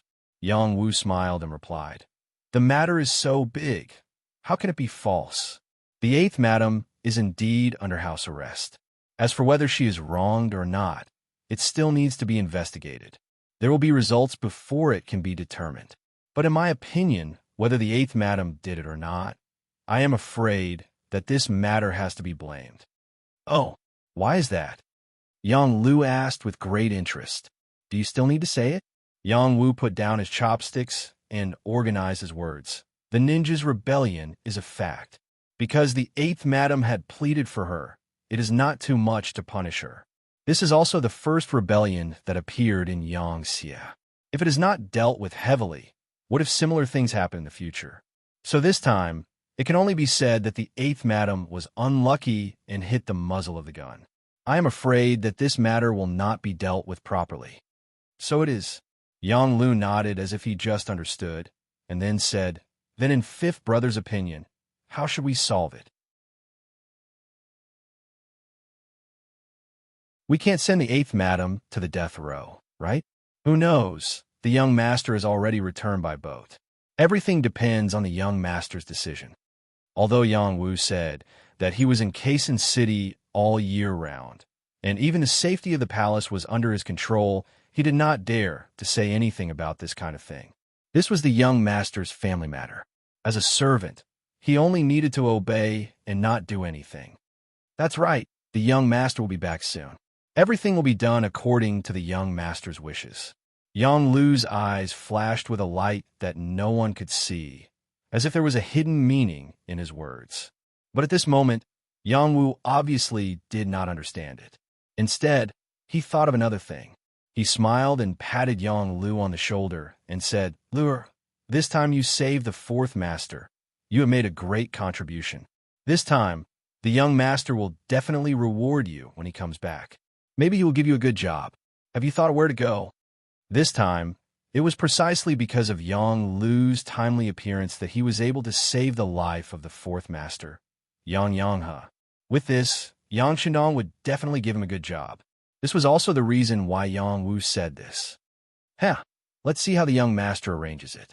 Even if he sends me back to the southern Ming dynasty, I am a servant. Everything will be done according to the master's wishes." Yang Lu replied magnanimously. "That's right. As a servant, we should have this kind of awareness. Come, Lu, let me give you a toast."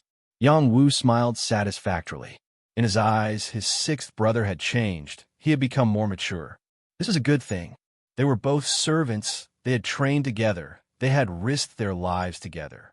He sincerely hoped that he could become better. Yang Shindong returned to Peasant City.